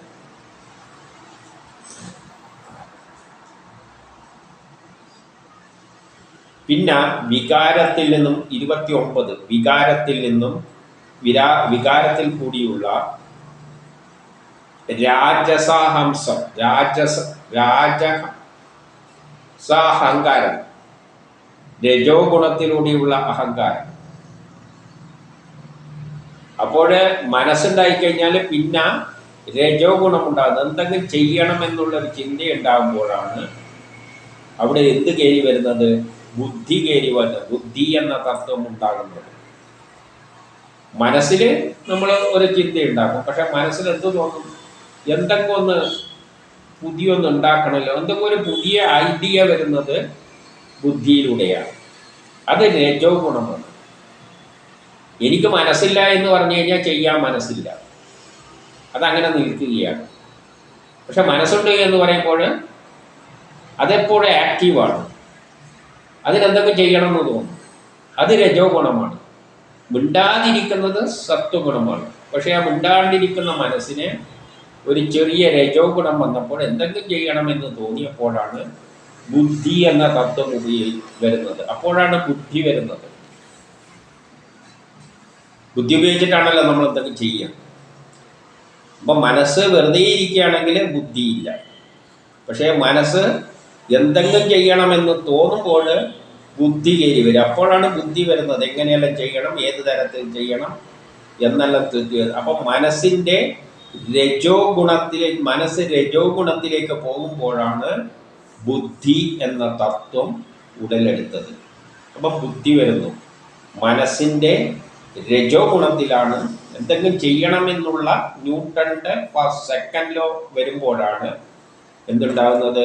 ബുദ്ധി എന്ന ഒരു പ്രവൃത്തി, അവിടെ ഒരു തത്വം വരുന്നത്. ഇതെല്ലാം തത്വങ്ങളാണ്, ഇതെല്ലാം സയൻസ് തത്വങ്ങളാണ്.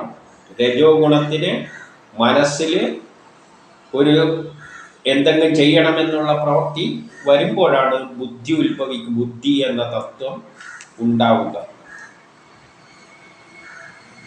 അപ്പോഴാണ് പദാർത്ഥങ്ങളുടെ ആകാരത്തെ പറ്റിയെല്ലാം അവബോധം ഉണ്ടാകുന്നത്. ആ ബുദ്ധി വരുമ്പോഴാണ് നമ്മൾ ആ പദാർത്ഥത്തിൻ്റെ സ്വഭാവങ്ങളെ പറ്റി എല്ലാം പഠിക്കുന്നത്. ആ കൊള്ളാം, ഇത് കൊള്ളാം, ഈ രൂപം കൊള്ളാം. ബുദ്ധിയിലൂടെ നമ്മൾ അനലൈസ് ചെയ്ത് ഇത് കൊള്ളാമല്ലോ, അല്ല ഇത് പോരാ, ഇനി ഒന്ന് ശരിയാക്കി എടുക്കണം. അങ്ങനെയാണ് പദാർത്ഥങ്ങളെ വെച്ചിട്ടാണല്ലോ നമ്മളെല്ലാ കർമ്മങ്ങളും ചെയ്യുന്നത്. അപ്പം ബുദ്ധി എന്ന വികാരത്തിൽ നിന്നാണ് പുതിയ പുതിയ വസ്തുക്കളെയെല്ലാം പഠിക്കാനുള്ള ഒരു അവസരം കിട്ടുന്നത്.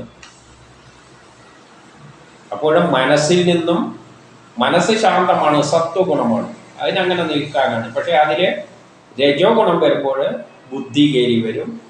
ബുദ്ധി വരുമ്പോഴാണ് നമ്മളെല്ലാ വസ്തുക്കളെയും നോക്കിയിട്ട് കാര്യങ്ങളെ മനസ്സിലാക്കുന്നത്, പദാർത്ഥങ്ങളെയെല്ലാം അവയുടെ ആകാരത്തെ പറ്റിയെല്ലാം ചിന്തിക്കുന്നത്.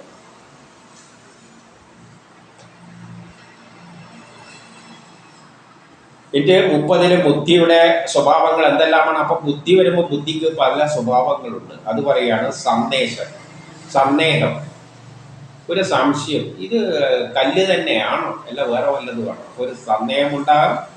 മിഥ്യാബോധമുണ്ടാകും. മിഥ്യാബോധങ്ങൾ, അത് അങ്ങനെയാണ് ഇങ്ങനെയാണ്, മിഥ്യയാണ്. നമ്മൾ ഒരാളെ കാണുമ്പോൾ നമുക്ക് ഇവൻ ശരിയല്ല, ഇവ ഒരു വല്ലാത്ത സ്വഭാവക്കാരനാണ്, ഇവനൊരു കള്ളനാണ് എല്ലാം നമുക്ക് തോന്നിയേക്കാം. അത് മിഥ്യാബോധമാണ്. ഇതെല്ലാം ബുദ്ധിയിൽ നിന്ന് വരുന്നതാണ്. അവൻ കള്ളനൊന്നും ആയിരിക്കില്ല, അവൻ്റെ രൂപം കണ്ടിട്ട് നമുക്ക് തോന്നുക ഇവൻ കള്ളനാണോ എന്ന് തോന്നുന്നത്, അത് മിഥ്യാബോധം. യഥാർത്ഥ ജ്ഞാനം അത് ബുദ്ധിയുടെ ലക്ഷണമാണ്. ഓർമ്മ, ഉറക്കം, മറവി എന്നിവ വെവ്വേറെ വൃത്തി ഭേദം അനുസരിച്ച് ബുദ്ധിയുടെ സ്വഭാവങ്ങൾ പലതാണ്. അങ്ങനെ ബുദ്ധിക്ക് പലതരം സ്വഭാവങ്ങളുണ്ട്. ഇനി ബുദ്ധിയായിട്ട് ഏതെല്ലാമാണ് ബന്ധപ്പെട്ട് കിടക്കുന്നത് എന്ന് 31 പറയുന്നു. ക്രിയ, നമ്മളെ കർമ്മങ്ങളെല്ലാം ബുദ്ധിയിലൂടെയാണ് വരുന്നത്. ജ്ഞാനപരമായ ഇന്ദ്രിയങ്ങൾ, ഇന്ദ്രിയങ്ങൾ എന്തെങ്കിലും കാണിച്ചു തരുമ്പം ബുദ്ധി വെച്ചാണ് നമ്മൾ അനലൈസ് ചെയ്യുന്നത്. ഒരാൾ വരുമ്പോൾ നമ്മൾ നോക്കിയിട്ട് വിചാരിക്കാം ഇവൻ കൊള്ളാം, ഇവൻ എന്നെ സഹായിക്കാൻ എന്തോ ഇവനെന്തെങ്കിലും തരാൻ വേണ്ടി വരികയാണ്, അല്ലെങ്കിൽ നമ്മൾ വിചാരിക്കും ഇവൻ എന്നെ അടിക്കാൻ വരികയാണ്. അപ്പം ബുദ്ധി ഇന്ദ്രിയങ്ങളിൽ നിന്ന് എന്തെങ്കിലും കേൾക്കുമ്പോഴും കാണുമ്പോഴും എല്ലാം എന്തുണ്ടാവുന്നു? ക്രിയ, ജ്ഞാനപരമായ ഇന്ദ്രിയങ്ങൾ രാജസ രജോ ഗുണത്തിലാണ്. അതെല്ലാം കർമ്മങ്ങളുമായിട്ട് ബന്ധപ്പെട്ടതാണ്. കർമ്മം ചെയ്യുമ്പോഴെല്ലാം രജോ ഗുണമാണ്. രജോ ഗുണമായ അഹങ്കാരത്തിൽ നിന്നും ഉണ്ടാവുന്നതാണ്, ബന്ധപ്പെട്ടതാണ്. കാരണം പ്രവർത്തന ശക്തി പ്രാണന്റേതാണ്. ഈ പ്രവർത്തന ശക്തിയെല്ലാം നമ്മളെ പ്രാണനുമായിട്ട് ബന്ധപ്പെട്ടിരുന്നു. വിവിധ ജ്ഞാനങ്ങൾ ഉണ്ടാവുന്നത് ബുദ്ധിയിലൂടെയാണ്. പ്രാണൻ എന്ന് പറയുന്നത് നമ്മുടെ ശരീരത്തിലെ നാഡികളിലൂടെ സഞ്ചരിക്കുന്ന സിഗ്നലാണ്. അതാണ് ബുദ്ധിയെ പ്രവർത്തിപ്പിക്കുന്നത്. ചില സിഗ്നൽസ് ആണ് ബുദ്ധിയെ പ്രവർത്തിപ്പിക്കുന്നത്. അത് പ്രാണനുമായിട്ട് ബന്ധപ്പെട്ടതാണ്.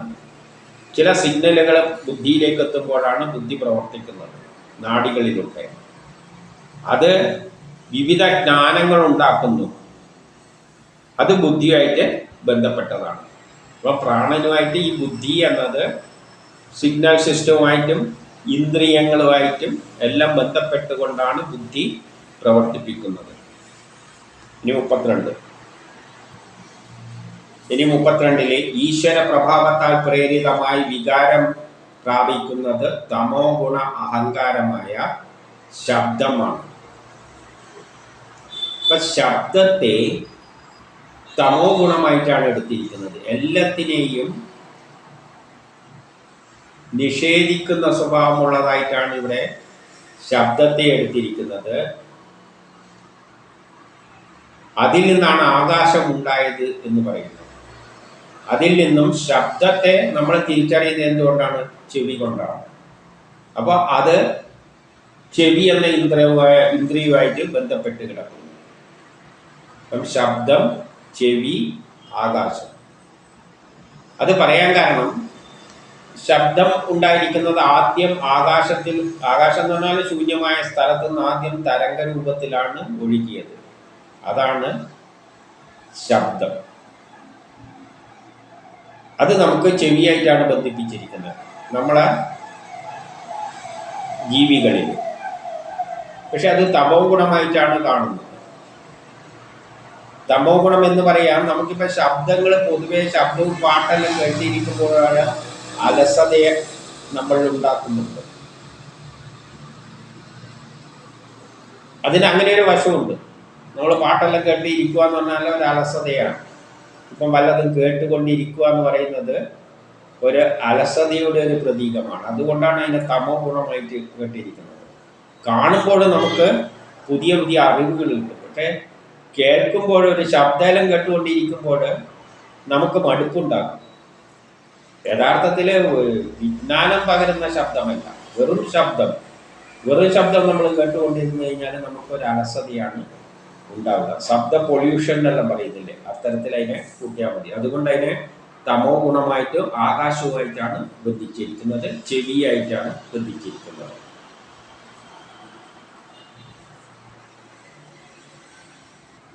ഇനി 33 ഈ ശബ്ദത്തിൻ്റെ ലക്ഷണങ്ങൾ എന്താണെന്ന് പറയുകയാണ്. പദാർത്ഥങ്ങളെ പറ്റി പറഞ്ഞു തരിക. ഇപ്പോൾ കുരുടന്മാർക്ക് നമ്മളെന്താ പറഞ്ഞു കൊടുക്കുക? ആന എന്ന് പറഞ്ഞു കഴിഞ്ഞാൽ അതിന് ഇങ്ങനെയെല്ലാം ഉണ്ട്, തുമ്പിക്കൈ, ഇങ്ങനെ ഒരു വഴക്കം എല്ലാം പറഞ്ഞു കൊടുക്കുകയല്ലേ ചെയ്യുക. അപ്പം എന്തെങ്കിലും എല്ലാം അറിവ് പറഞ്ഞു കൊടുക്കുക, പദാർത്ഥങ്ങളെ പറ്റിയുള്ള ജ്ഞാനം പറഞ്ഞു കൊടുക്കുക, കാണാൻ പറ്റാത്തതിനെ പറ്റിയുള്ള ജ്ഞാനം നൽകുക. കാണാൻ പറ്റാത്തതിന് ഒരു സാധനം ഉണ്ടെങ്കിൽ ഇപ്പം വായു എന്നതിനെ പറ്റിയെല്ലാം നമുക്ക് പറഞ്ഞു കൊടുക്കാനേ പറ്റും. വായു എന്ന് പറഞ്ഞു കഴിഞ്ഞാൽ ഇങ്ങനെയാണ് എന്നെല്ലാം പറഞ്ഞു കൊടുക്കാനേ പറ്റും. അപ്പം കാണാൻ പറ്റാത്തതിനെ പറഞ്ഞു കൊടുക്കുക. ആകാശത്തിൻ്റെ സൂക്ഷ്മ തത്വമായിരിക്കൽ. ആകാശത്തിൻ്റെ സൂക്ഷ്മ തത്വം, ആകാശം നമ്മൾ നോക്കിക്കഴിഞ്ഞാൽ എന്തോ ഒരു കുടമാര് നമ്മൾ കാണും. പക്ഷെ യഥാർത്ഥത്തിൽ അവിടെ കുടയൊന്നുമില്ല. അത് ഈ തരംഗങ്ങൾ പോയിട്ട് തിരിച്ചു വരുന്നതാണ്. അതെല്ലാം ശബ്ദമായിട്ട് ബന്ധപ്പെട്ടതാണ്. ആ ശബ്ദമാണ് ആകാശമാരിയുള്ള ഒരു ചിന്താഗതിയെല്ലാം ഉണ്ടാക്കുന്നത്. അപ്പോൾ ആകാശത്തിൻ്റെ സൂക്ഷ്മ തത്വം എന്താണ്? ശബ്ദത്തിൻ്റെതാണ്, അല്ലെങ്കിൽ തരംഗത്തിൻ്റെതാണ്. ശബ്ദം എന്നല്ല പറയേണ്ടത്, തരംഗത്തിൻ്റെതാണ്. ഇവിടെ ശബ്ദത്തെ തരംഗമായിട്ടെല്ലാം, ശബ്ദവും തരംഗമായിട്ട് തന്നെയാണല്ലോ. ഇനി 34 ഇനി ആകാശത്തിൻ്റെ പ്രവർത്തനം എങ്ങനെയാണെന്ന് പറയുകയാണ്. 34 സർവചരാചരങ്ങളുടെയും താമസത്തിന് ഉറവിടമുണ്ടാക്കുക. ആകാശമാണ് സർവചരാചരങ്ങളുടെയും ആകാശത്തിന് കീഴെയാണ് എല്ലാ ജീവജാലങ്ങൾക്കും താമസിക്കാനുള്ള ഉറവിടം ഉണ്ടാക്കിയിരിക്കുന്നത്. ആകാശം എന്ന് പറയുമ്പോൾ നമ്മളെ പരിധിയിൽ വരുന്ന ആ സ്ഥലമാണ്. പക്ഷികളെല്ലാം അവിടെയാണ്. അപ്പോൾ അതിന് വേണ്ടിയുള്ള ഒരു ഉറവിടം ഉണ്ടാക്കുക. ഇതാണ് ആകാശത്തിൻ്റെ ഒരു വഴി. രണ്ടാമത്തത് പുറം അകം എന്ന വ്യാപാരത്തിന് ഹേതുവാകുക. പുറവും അകവും. ആകാശത്തിൻ്റെ അകത്താണ് നമ്മളുള്ളത്, ആകാശത്തിൻ്റെ പുറത്താണ് ഈ 7 ലോകങ്ങൾ ഉള്ളത്. അപ്പോൾ ഒരു ബൗണ്ടറി മാതിരി ആക്ട് ചെയ്യുക. പ്രാണനെല്ലാം ആകാശത്തിലെ ഗ്രഹങ്ങളിൽ നിന്നാണ് നമുക്ക് ജീവനെല്ലാം നൽകുന്നത്. ഇന്ദ്രിയങ്ങളെ വർക്ക് ചെയ്യിപ്പിക്കുന്ന സിഗ്നലെല്ലാം ആകാശത്തിൽ നിന്നാണ് വരുന്നത്. നാഡികളിലൂടെ ഗ്രഹങ്ങളുടെ ചലനം അനുസരിച്ച് നാഡികളിലൂടെ നമ്മളെ ഇന്ദ്രിയങ്ങളെ വർക്ക് ചെയ്യിപ്പിക്കുന്നത് ആകാശമാണ്. മനസ്സും അതുകൊണ്ട് തന്നെ ആകാശവുമായിട്ട് ഈ മനസ്സെല്ലാം ആകാശവുമായിട്ട് ബന്ധപ്പെട്ടിട്ടുണ്ട്. ഗ്രഹങ്ങളിലൂടെ നമ്മുടെ നാഡികളിലൂടെയാണ് അത് ആക്ട് ചെയ്യുന്നത്. അതെല്ലാം പിന്നീട് നമുക്ക് മനസ്സിലാകും. ഇതെല്ലാമാണ് ആകാശത്തിൻ്റെ പ്രവർത്തനം. ഇനി 35 പറയുകയാണ്, കാലത്തിൻ്റെ പ്രവർത്തനത്താൽ കാലം പുരോഗമിക്കുന്നതനുസരിച്ച് വികാരം പ്രാപിച്ച ശബ്ദ തന്മാത്രകൾ, ശബ്ദം എന്ന് പറഞ്ഞാൽ ഊർജമായിട്ട് വരണം, ഈ വരുന്ന ഊർജ തന്മാത്ര. അപ്പം പ്രപഞ്ചത്തിൽ നിന്ന് സൃഷ്ടിയുടെ ആദ്യത്തിൽ ശബ്ദമുണ്ടാകുന്നു. ശബ്ദം എന്ന് പറഞ്ഞാൽ തരംഗ രൂപത്തിലാണ്. അതങ്ങ് ആകാശത്തിൻ്റെ മേലെയാണ് ഉണ്ടാകുന്നത്. ആ തരംഗങ്ങൾ ഇങ്ങനെ പ്രവഹിച്ചപ്പോൾ ആകാശത്തിൽ നിന്നും സ്ഥൂലമെന്നും സൂക്ഷ്മഭൂതവും ഉണ്ടാകുന്ന അതിൽ നിന്നും വായു എന്ന സ്ഥൂലഭൂതം ഉണ്ടായി. വായു എങ്ങനെയാണ് ഉണ്ടായത്? കണങ്ങളെല്ലാം ചേർന്നപ്പോഴാണ്. തരംഗം മാത്രമായിരുന്നെങ്കിൽ വായു ഇല്ല. വായു ആണെങ്കിൽ ഹൈഡ്രജൻ എന്ന ഓക്സിജൻ എന്ന വാതകങ്ങളെല്ലാം ഉണ്ടാകും. അതെങ്ങനെയുണ്ടായി? ഈ തരംഗം ഒഴുകിയപ്പോൾ ആദ്യം ഊർജമാണ് ഉണ്ടായത്. ആ തരംഗം കൂടിച്ചേർന്നിട്ടാണ് ദ്രവ്യവും കണങ്ങളും എല്ലാം ഉണ്ടായത്, വായു ഉണ്ടായത്. ഊർജമാണല്ലോ ദ്രവ്യമായത്. അപ്പൊ ആദ്യം ഉണ്ടാകുന്ന ദ്രവ്യം എന്താണ്? ഹൈഡ്രജനും ഓക്സിജനും. അതിലൂടെയാണ് വായു അന്തരീക്ഷത്തിൽ ഉണ്ടായത്. അങ്ങനെയാണ് സ്ഥൂലമായ വായു ഉണ്ടായത്. ത്വക്കിന്ദ്രിയം സ്പർശനത്തിൻ്റെ ഉപകരണമായി മാറി. അപ്പം ആ വായുവിനെ നമ്മൾ തിരിച്ചറിയുന്നത് എങ്ങനെയാണ്? വായുവിനെ തിരിച്ചറിയാൻ കൈകൊണ്ട് ഇതിങ്ങനെ സ്പർശിച്ചു നോക്കുമ്പോൾ അറിയാം. കണ്ണുകൊണ്ട് കാണാൻ പറ്റില്ല, ചെവി കൊണ്ടൊന്നുമല്ല, രുചിച്ചിട്ടൊന്നുമല്ല. കൈകൊണ്ട് ഇങ്ങനെ ആക്കുമ്പോൾ വായു ത്വക്കിലൂടെയാണ് മനസ്സിലാക്കുന്നത്. അതുകൊണ്ടാണ് ത്വക്കിന്ദ്രിയുമായിട്ടാണ് ബന്ധം വന്നത്. ഇനി 36 അതിൻ്റെ ലക്ഷണങ്ങൾ, ത്വക്കിന്ദ്രിയത്തിലൂടെയുള്ള വായുവിൻ്റെ ലക്ഷണങ്ങൾ പറയുകയാണ്. സ്പർശനം, അതിലൊക്കെയാണല്ലോ സ്പർശനം വന്നത്. മാർദ്ദവം, നല്ല പദമുള്ളത്. പാരുഷ്യം, നല്ല കട്ടിയാണ്. തണുപ്പ്, ചൂട്. വായുവിൻ്റെ തന്മാത്ര പ്രയോഗത്തിൽ നിന്നാണ് ഈ ഗുണങ്ങളെല്ലാം സ്കിന്നിന് കിട്ടിയത്. ഇനി 37 ഇനി വായുവിൻ്റെ പ്രവർത്തനങ്ങൾ എന്തെല്ലാമാണെന്ന് പറയുകയാണ്. വൃക്ഷങ്ങളെ ചലിപ്പിക്കലാണ് വായുവിൻ്റെ ഒരു ജോലി. ലഘു വസ്തുക്കളെ ഒന്നിച്ചു കൂട്ടാൻ. കാറ്റടിക്കുമ്പോൾ ചെറിയ ചെറിയ വസ്തുക്കളെല്ലാം എന്താകും? ഇങ്ങനെ ഒന്നിച്ചു കൂട്ടും. ചുഴലിക്കാറ്റെല്ലാം അടിക്കുമ്പോൾ കണ്ടിട്ടില്ലേ? പൊടി പടലങ്ങളെല്ലാം ഇങ്ങനെ ഒന്നിച്ചു കൂട്ടൽ, അല്ലെ അടിച്ച് എൻ്റെ അടുത്ത് ഒരുത്തിയിൽ കൊണ്ടുപോയി കൂട്ടുക. ഇതെല്ലാം വായുവിൻ്റെ പ്രത്യേകതയാണ്. പുഷ്പത്തിലെ പരാഗമം നടത്തുക. പിന്നെയോ ഗന്ധം, ശബ്ദം എന്നിവയെ അതാത് ഇന്ദ്രിയങ്ങളിൽ എത്തിക്കുക. ശബ്ദത്തെയും ഗന്ധത്തെയും എല്ലാം അതാത് ഇന്ദ്രിയങ്ങളിൽ എത്തിക്കുക എന്നിവ വായുവിൻ്റെ പ്രവർത്തന ലക്ഷണമാണ്.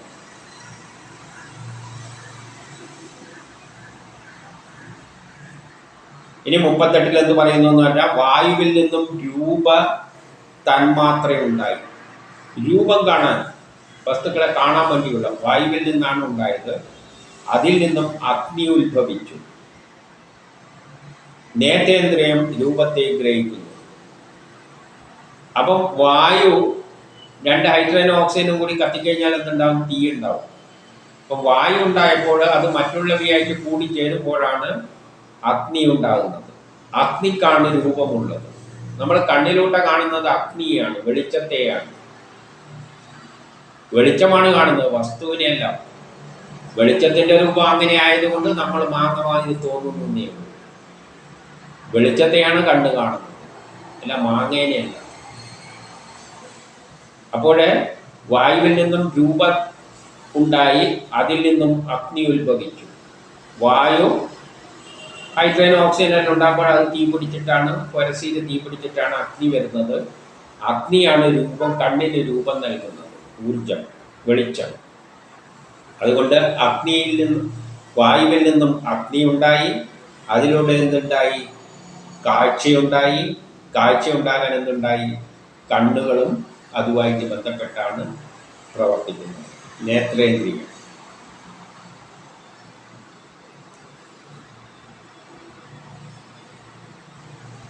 ഇനി രൂപം എന്ന തന്മാത്രയുടെ തത്വത്തിന്റെ പ്രത്യേകത എന്താണെന്ന് പറയുകയാണ്.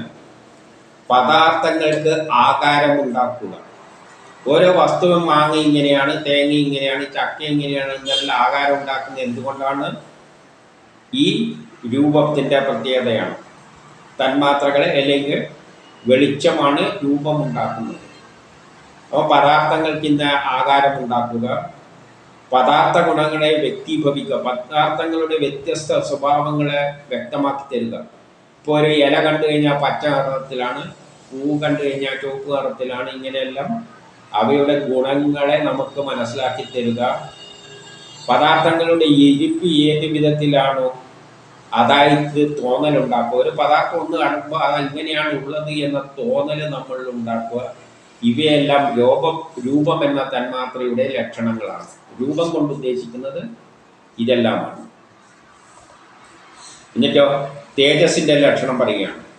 വെളിച്ചത്തിൻ്റെ, വെളിച്ചമുണ്ടാക്കുക, വേവിക്കുക, വിശപ്പും ദാഹവുമായി ഭക്ഷിപ്പിക്കുക. വിശപ്പുണ്ടാക്കി ദാഹമുണ്ടാക്കിയിട്ട് തിന്നിപ്പിക്കുന്നത് ആരമാണ്? ഈ തേജസ്സാണ്, വയറ്റിലുള്ള അഗ്നിയാണ്. കുടിപ്പിക്കുക, ദാഹം വരുമ്പോൾ കുടിപ്പിക്കുക, എല്ലാം ഈ വയറ്റിലുള്ള അഗ്നിയാണ് ചെയ്യിക്കുന്നത്. ശൈത്യം പോവുക, അല്ല തണുപ്പല്ലുണ്ടെങ്കിൽ ഇല്ലാതാക്കുക, ഉണക്കി വരട്ടുക. എന്തെങ്കിലും വെയിലത്തെല്ലാം ഇട്ട് കഴിഞ്ഞാൽ അതിനെ ഉണക്കി വരട്ടിക്കറിയാം. ഇതെല്ലാം തേജസ്സിൻ്റെ ലക്ഷണമാണ്. എന്നിട്ട് 41 പറയുന്നു, തേജസ് എന്ന ദൈവത്തിൻ്റെ പ്രേരകമായി. ഇതെല്ലാം ദൈവം, ആ ഈശ്വരൻ പ്രേരിപ്പിച്ചുകൊണ്ടാണ് ഇതിനെ ഓരോന്നിനെയും ഇങ്ങനെ ഉണ്ടാക്കിയെടുക്കുന്നത്. അഗ്നിയിൽ നിന്ന് രസം എന്ന തന്മാത്ര ഉത്ഭവിച്ചു, അതിൽ നിന്നും ജലമുണ്ടായി, നാവ് രസത്തെ ഗ്രഹിക്കുന്നു. അപ്പം അഗ്നിയിൽ നിന്നാണ് ജലമുണ്ടായത്. എങ്ങനെ അഗ്നിയിൽ നിന്ന് ജലമുണ്ടായി? ഹൈഡ്രജനും ഓക്സിജനും ഊർജത്തിൻ്റെ സഹായത്താൽ കൂടിച്ചേർന്ന് കഴിഞ്ഞാൽ വെള്ളമായി മാറും. ഹൈഡ്രജനെ ഓക്സിജനിൽ കത്തിച്ചാൽ എന്തായി മാറും? ജലമായിട്ട് മാറും. അവിടെ എന്താണ് കത്തിക്കാൻ പ്രേരിപ്പിക്കുന്നത്? അഗ്നിയാണ്. അതുകൊണ്ട് അഗ്നിയിൽ നിന്നും ദൈവത്തിൻ്റെ പ്രേരിതമായി, ആ സൃഷ്ടിയുടെ പ്രേരിപ്പിച്ചുകൊണ്ടാണ് ഇതെല്ലാം ഉണ്ടാക്കുന്നത്. രസമെന്ന ഗുണമുണ്ടായി. ആ ജലത്തെ നമ്മളെങ്ങനെയാണ് മനസ്സിലാക്കുന്നത്? രസത്തിലൂടെയാണ്, നാവിലൂടെയാണ്. അപ്പം ജലം രുചിച്ചു നോക്കിയിട്ടാണ്. രസമെന്ന തന്മാത്ര ഉത്ഭവിച്ചു, അതിൽ നിന്നും ജലമുണ്ടായി, നാവ് രസത്തെ തിരിച്ചറിയുന്നു. ഇനി 42, ഒരേ രസം തന്നെ വസ്തുക്കളായിട്ട് കൂടിച്ചേരുമ്പോൾ രസം ഒന്നേ ഉള്ളൂ. പക്ഷെ ആ രസം വേറെ വസ്തുക്കളുമായിട്ട് കൂടിച്ചേരുമ്പോൾ ചവപ്പ്, മധുരം, കയ്പ്, എരിവ്, പുളി ഇങ്ങനെ പലതായിട്ട് മാറുന്നു. രസം, നാവിന് രസം ഒന്നേ ഉള്ളൂ. പക്ഷെ അത് മാങ്ങേൻ്റെ കൂട്ടത്തിൽ വരുമ്പോൾ അതിനൊരു ചൊയ്യാണ്, ചക്കേൻ്റെ കൂട്ടത്തിൽ വരുമ്പോൾ നാവ് വേറൊരു തരത്തിൽ. അപ്പോൾ ആ രസം തന്നെ പലതായിട്ട് മാറി പദാർത്ഥങ്ങളുമായിട്ട് ചേരുമ്പോൾ.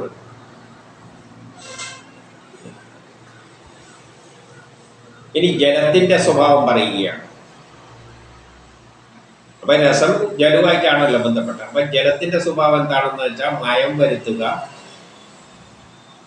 വെള്ളത്തിലിട്ടിട്ട് എന്തെങ്കിലും വെള്ളത്തിലിട്ട് കഴിഞ്ഞാൽ മയം വരും. അരിയെടുത്ത് വെള്ളത്തിൽ കൊടുത്താൽ കുറച്ച് മയം വരും. അപ്പം മയം വരുത്തുക, ജീവിപ്പിക്കുക. ജീവിക്കാൻ വെള്ളം ഉണ്ടെങ്കിലല്ലേ ജീവിക്കാൻ പറ്റും. നമ്മൾ ബോധം കെട്ടു പോകുമ്പോൾ ജീവിപ്പിക്കാൻ വെള്ളം കൊടു എന്നാണ് പറയുന്നത്. ദാഹം കെടുത്തുക, നനക്കല്, ഉരുട്ടിക്കൂട്ടൽ. നനക്കുക, എന്തിനെങ്കിലും നനപ്പിച്ച് കളയും വെള്ളം. ഉരുട്ടിക്കൂട്ടുക, കുറച്ച് പൊടിയെടുത്തിട്ട് കുറച്ച് വെള്ളം ഇട്ടാൽ അത് കുഴഞ്ഞിട്ട് ചപ്പാത്തി ഉരുട്ടിക്കൂട്ടൽ. അലവം ഭാവം ഉണ്ടാക്കുക, ചൂട് നീക്കുക, എടുത്താലും വീണ്ടും അവിടത്തേക്ക് ഒലിച്ചു വരിക, ഉരുന്നുകൂട്ടൽ. അപ്പം വെള്ളം നമ്മൾ ഒത്തിന്ന് എടുക്കുമ്പോൾ അവിടുത്തേന്ന് വെള്ളം ഇങ്ങോട്ടേക്ക് വരും, ആ സ്ഥലം ഫില്ല് ചെയ്യാൻ വേണ്ടി. എന്നിവ ജലത്തിന്റെ സ്വഭാവമാണ്. ഇനി 44,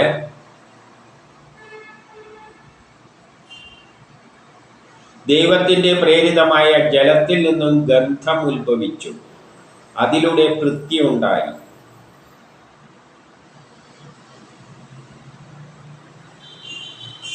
അപ്പൊ പൃഥ്വി എങ്ങനെയാണ് ഉണ്ടായത്? ഈ ഉണ്ടായ ജലത്തിൽ നിന്നും. ജലത്തിൽ നിന്ന് വസ്തുക്കളെയെല്ലാം യോജിപ്പിച്ചിട്ട് ഇവിടെ ഉണ്ടായ പദാർത്ഥങ്ങളെയെല്ലാം ജലവുമായി ചേർന്നിട്ട് കൂടിച്ചേർന്നിട്ടാണ് ഈ ഒരു ഭൂമിയുമാതിരിയായി മാറുന്നത്. കട്ട പിടിച്ചല്ല കിടക്കുന്നത്. കുറേ പൊടിയുണ്ടെങ്കിൽ കുറച്ച് ജലവും കൂടി ചേരുമ്പോൾ അതിനെ കട്ട പിടിച്ചിട്ട് അതൊരു ഭൂമിയായി മാറും. കുറേ പൊടിയുണ്ട് എന്ന് വെച്ചോളൂ, കുറച്ച് വെള്ളം നനച്ചു കഴിഞ്ഞാൽ പൊടി മുഴുവൻ എന്താവും? കട്ടയായിട്ട് മാറും. അപ്പം അതുമെല്ലാം ഈശ്വരൻ്റെ ആ പരമാത്മാവിൻ്റെ പ്ലാൻ അനുസരിച്ച് ജലത്തിൽ നിന്നും ഭൂമി ഉണ്ടായി. ഭൂമിക്ക് അങ്ങനെയുള്ള കരവസ്തുക്കൾക്കാണ് വാസനയുള്ളത്. അപ്പോൾ അതിൽ നിന്ന് എന്തുണ്ടായി? ഗന്ധം ഉണ്ടായി. അങ്ങനെയാണ് അതിനെ ഘ്രാണേന്ദ്രിയം സ്വീകരിച്ചു. അപ്പം മൂക്ക്, ഘ്രാണേന്ദ്രിയം, മണക്കുക, ഗന്ധം, അത് കരവസ്തുവായിട്ട് ബന്ധപ്പെട്ട് കിടക്കുന്നു. അത് ജലത്തിൽ നിന്നും. നേരത്തെ വായു, ജലം, വായു, അഗ്നി, ജലം, ഭൂമി. അതായത് തണുത്ത് വരുമ്പോൾ ഭൂമിയായി മാറുന്നുള്ള വേറെ തരത്തിലും ആധുനിക സയൻസിലൂട്ടി അതിനെ നോക്കാം.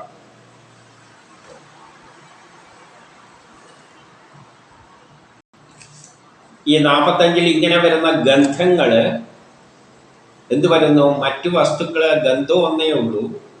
പക്ഷേ ആ ഗന്ധം മറ്റു വസ്തുക്കളുമായിട്ട് ചേരുമ്പോൾ മൂക്കിൽ മണക്കുന്നത് എന്തായി മാറുന്നു?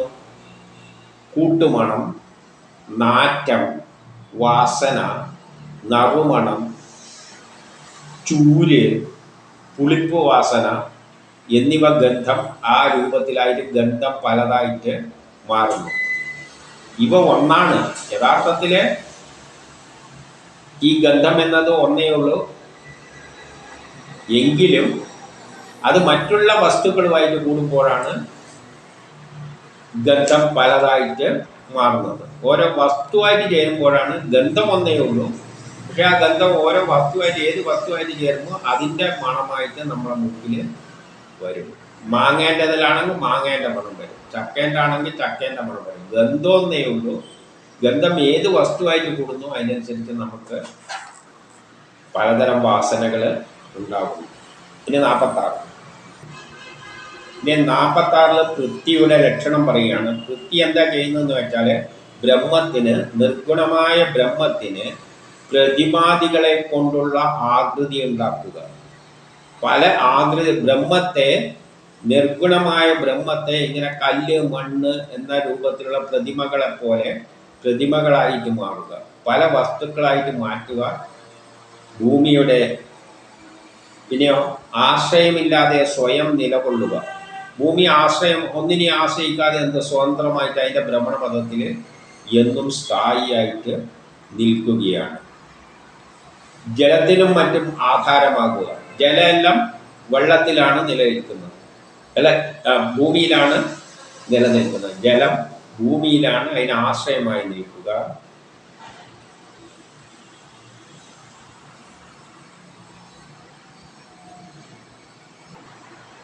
സകല ജീവജാലങ്ങളുടെയും തദ്ഗുണങ്ങളുടെ പ്രകാശമായിരിക്കുക എന്നിവയെല്ലാണ് ഭൂമിയുടെ പൃഥ്വിയുടെ ലക്ഷണം. ഇനി 47, 48. ഇനി 47, 48 മുതൽ പറയുന്നത് ആകാശത്തിന്റെ പ്രത്യേക ഗുണമായ ശബ്ദം. അപ്പൊ ആകാശവും ശബ്ദവുമാണ് ബന്ധപ്പെട്ടത്. ആകാശം ആദ്യം ഉണ്ടാകുമ്പോൾ തരംഗമായിരുന്നു, അത് ശബ്ദം. ആ ശബ്ദം യാതൊന്നിന് വിഷയമാകുന്നുവോ അത് ശ്രവണേന്ദ്രിയം. ശബ്ദം നമ്മൾ ശ്രവിക്കുകയാണ് ചെയ്യുന്നത്, അത് നമ്മുടെ ശ്രവണേന്ദ്രിയമാണ്. അതുപോലെ വായുവിൻ്റെ പ്രത്യേകമായ ഗുണമായ സ്പർശം. വായു എന്ന് പറയുമ്പോൾ നമുക്ക് സ്പർശിച്ചിട്ടാണ് മനസ്സിലാക്കുക. അപ്പം വായുവിൻ്റെ പ്രത്യേകമായ സ്പർശം യാതൊന്ന് വിഷയമാക്കുന്നുവോ അത് ആരാണ് വിഷയമാക്കുന്നത്? നമ്മുടെ ത്വക്കുകൾ. അത് സ്പർശനേന്ദ്രിയം, ത്വക്ക്. ഇനി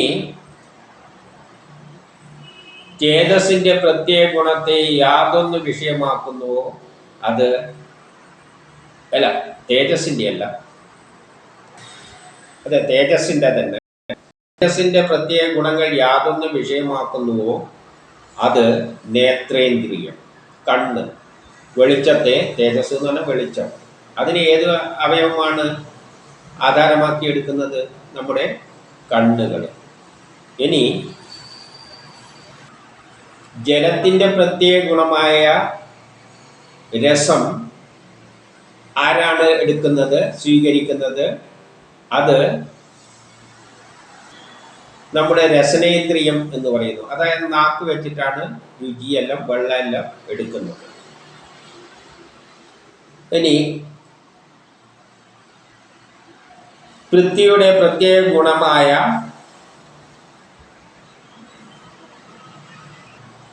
നേരത്തെ നമ്മൾ പറഞ്ഞ മണം, പൃഥ്വിയുടെ ഭൂമിയുടെ പ്രത്യേക ഗുണമായ മണം, അത് ഏതൊരവയം ഏറ്റെടുക്കുന്നുവോ അത് ഘ്രാണേന്ദ്രിയം. ഇനി 49. ഇവിടെ പൃഥ്വിക്ക് പ്രത്യേകമായൊരു ഗുണമുണ്ട്. നമുക്കറിയാം, ഈ പറയുന്ന ജലവും വായു എല്ലാം എവിടെയുണ്ട്? ഭൂമിയിലുണ്ട്. അതുകൊണ്ട് എല്ലാം എവിടെ കാണാം? ഭൂമിയിൽ കാണാം. അതാണ് 49 പറയുന്നത്. കാരണത്തിൻ്റെ ഗുണം, കാര്യത്തിൻ്റെ കാരണത്തോടുള്ള ചേർച്ച, ഇവയെല്ലാം കൊണ്ട് ഹേതുവായിട്ട് ആകാശ ആദികളിലുള്ള ഭൂതങ്ങൾ പ്രത്യേകം ആകാശാദികളിലുള്ള ഭൂതങ്ങളുടെ പ്രത്യേകമായ ഗുണങ്ങൾ മുഴുവൻ നമുക്ക് എവിടെ കാണാൻ പറ്റും? പൃഥ്വിയിൽ കാണാൻ പറ്റും. പൃഥ്വിയിൽ എന്തുണ്ട്? ജലമുണ്ട്, അഗ്നിയുണ്ട്, വായുണ്ട്, എല്ലാം നമുക്ക് ഇതിനകത്ത് കാണാൻ പറ്റും. ഇനി 50ലേക്ക്. മഹാതത്വങ്ങളായ 7 ഒന്നോടൊന്ന് കൂടിച്ചേരുവാൻ കഴിയാതെ നിന്നപ്പോൾ ഈശ്വരൻ ആദ്യം ഈ മഹാതത്വങ്ങളെല്ലാം ഉണ്ടായി, പക്ഷെ അതൊന്നും ഒന്നോടൊന്ന് കൂടിച്ചേരുന്നില്ല. നമുക്ക് 7 രസങ്ങളുണ്ട്, 7 വർണ്ണങ്ങളുണ്ട്, ഇങ്ങനെയെല്ലാം പല കാര്യങ്ങൾ നമുക്ക് ലോകത്തിലുണ്ട്. പക്ഷെ അതൊന്നും ഒന്നോടൊന്ന് കൂടിച്ചേരാതെ നിന്നപ്പോൾ എല്ലാം ഓരോന്നുണ്ടായി. പിന്നെ ഇവയെല്ലാം ഏകോപിപ്പിക്കണം. അതിൽ ഈശ്വരൻ എന്ത് ചെയ്തു? അതിൽ കയറി നിൽക്കുന്നു. മഹത്തത്വതകളായി 7 ഓരോന്നും കൂടിച്ചേരുവാൻ കഴിയാതെ നിന്നപ്പോൾ ഈശ്വരൻ കാലം, ഓരോ കാലങ്ങളിൽ അതിൻ്റെതായ ആവശ്യം വന്ന കാലഘട്ടത്തിൽ ജീവാദിഷ്ടം, ജീവജാലങ്ങളിലൂടെയെല്ലാം സൃഷ്ടി നടത്തുമ്പോൾ ഗുണത്രയം, 3 ഗുണങ്ങളിലൂടെയെല്ലാം എന്നിവയോടെയെല്ലാം ചേർന്നിട്ട്, അതായത് കാലത്തിനനുസരിച്ച് ഇവയെല്ലാം പലതരത്തിൽ യോജിപ്പിച്ച് പലതും ആക്കുവാൻ വേണ്ടിയിട്ട് ഈ ഭഗവാൻ എന്ത് ചെയ്തു? ഇവയിലെല്ലാം പ്രവേശിച്ചു.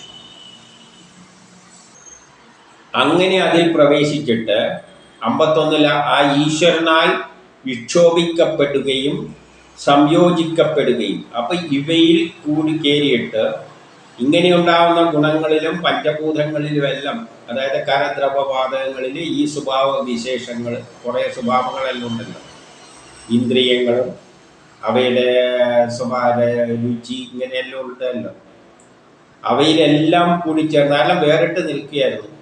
എല്ലാം കൂടിച്ചേർന്നിട്ട് അവയുടെ സംയോഗത്തിലും വിക്ഷോഭിക്കുന്നതിലും അവയെല്ലാം പലതരത്തിൽ കൂട്ടിച്ചേർക്കുക, വിഘടിക്കുക, ഇതെല്ലാം ചെയ്യുന്നതും ഫലമായിട്ട് എന്തുണ്ടായി? അവയിൽ നിന്നാണ് ഈ ബ്രഹ്മാണ്ടം ഉണ്ടായത്.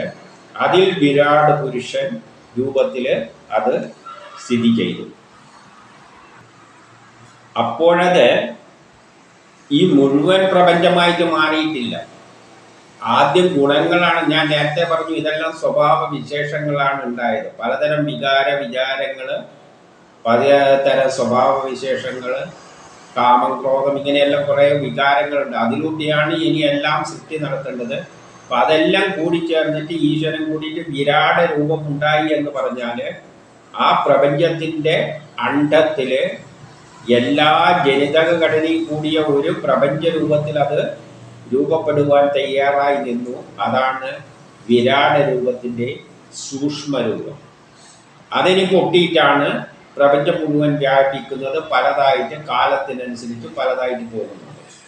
അപ്പോൾ ആ ബ്രഹ്മാണ്ടത്തിൻ്റെ പുറത്തുനിന്നുണ്ട് 52 ബഹിർഭാഗത്ത് പ്രധാനം എന്ന മൂലാകാര പ്രകൃതിയും ആവരണം ചെയ്തിട്ടുണ്ട്. അതൊരു ആവരണമായിട്ട് ഒരു മുട്ട കണക്കെയാണ് അത് രൂപപ്പെട്ടത് ആദ്യം, ആ ബ്രഹ്മാണ്ടം. പിന്നെ അത് 10 മടങ്ങ് ക്രമത്തിൽ പെരുക്കം വന്നു. പലതായിട്ട് വിഘടിച്ച് പിന്നെയോ ജലാദി പദാർത്ഥങ്ങളാൽ ചുറ്റപ്പെട്ടിരിക്കുന്നു. അത് എന്നിട്ട് കരദ്രവവാതങ്ങളാലെല്ലാം ചുറ്റപ്പെട്ടിട്ട് അതങ്ങനെ ഒരു അണ്ഡമായിട്ട് കിടക്കുകയാണ്. അത് പിന്നെ പൊട്ടിയിട്ടാണ്, നമുക്കറിയാലോ, ആദ്യം ഒരു പൊട്ടിത്തെറിയിലൂടെയാണ് ഇതെല്ലാം സംഭവിച്ചതെന്ന്. അപ്പൊ ആ ഒരു രൂപത്തിലുള്ള ബ്രഹ്മാണ്ഡ രൂപത്തിലായിരുന്നു അതാദ്യം ഉണ്ടായിരുന്നത്. യാതൊന്നിൽ ഈ ലോകം ഉൾക്കൊണ്ടിരുന്നുവോ അതിലാണ് ഈ പ്രപഞ്ചത്തിന്റെ എല്ലാ സത്ത ഉൾപ്പെടുന്നത്. അവിടെ അതിൻ്റെ സ്വരൂപം ശ്രീഹരി തന്നെ. അതാണ് ശ്രീഹരിയായിട്ട്, അല്ലെങ്കിൽ വിരാട് രൂപമായിട്ട് ആദ്യം അതിൻ്റെ സ്ഥൂലരൂപം, സൂക്ഷ്മരൂപം, സ്ഥൂലല്ല സൂക്ഷ്മരൂപം, അതാണ് പിന്നീട് വികസിച്ച് വരേണ്ടത്. അതൊരു മുട്ട രൂപത്തിൽ ആദ്യം ഒരു ബ്രഹ്മാണ്ടമായിട്ട് കാണപ്പെട്ടു. ഇനി 53 അങ്ങനെ 53 പറയാണ് പ്രകാശ ബഹുലവും. അതായത് ആ ഒരു സിസ്റ്റം എന്ന് പറയുന്നത് പ്രകാശ ബഹുലമാണ്. നമ്മൾ ജനിതക ഘടന എടുത്തു കഴിഞ്ഞാൽ അതിലെല്ലാം കുറേ ചെറിയ തന്തുക്കളെല്ലാമാണ്. അതൊരു പ്രകാശരൂപമുള്ളൊരു ഊർജ്ജരൂപമായിട്ട് അതിനെ കാണണം. അതാണ് പിന്നെ വികസിച്ച് വരുന്നത്. ജലത്തിൽ ശയിക്കുന്നതുമായ ആ മുട്ട എവിടെയായിരുന്നു? കാരണജലം. ആദ്യം ശൂന്യമായിരുന്നു. ആ ശൂന്യമായ സ്ഥലത്താണ് ജലമായിട്ട് ചിത്രീകരിച്ചത്. കാരണജലത്തിൽ അതിൽ ഊർജങ്ങൾ മാത്രമേ ഉള്ളൂ തരംഗരൂപത്തിൽ. അതാണ് കടലിലെ തിരമാലയായിട്ട് ചിത്രീകരിച്ചത്. അണ്ഡകോശത്തിൽ നിന്നും എഴുന്നേറ്റ ഈശ്വരൻ എന്ത് ചെയ്തു? ഒന്ന് എണീച്ചിട്ട് ഇനി വിഘടിച്ചിട്ട് നമ്മളെ ജനിതഘടന വിഘടിച്ചിട്ടാണ് ഈശ്വരൻ, അല്ലെങ്കിൽ ഒരു ചേന അതിൻ്റെ അകത്തുനിന്ന് ഈശ്വരൻ എഴുന്നേൽക്കുമ്പോഴാണ് അതെല്ലാം പൊട്ടിയിട്ട്. അതുപോലെ ഇവിടെ ഈശ്വരൻ ആ വിരാട് രൂപം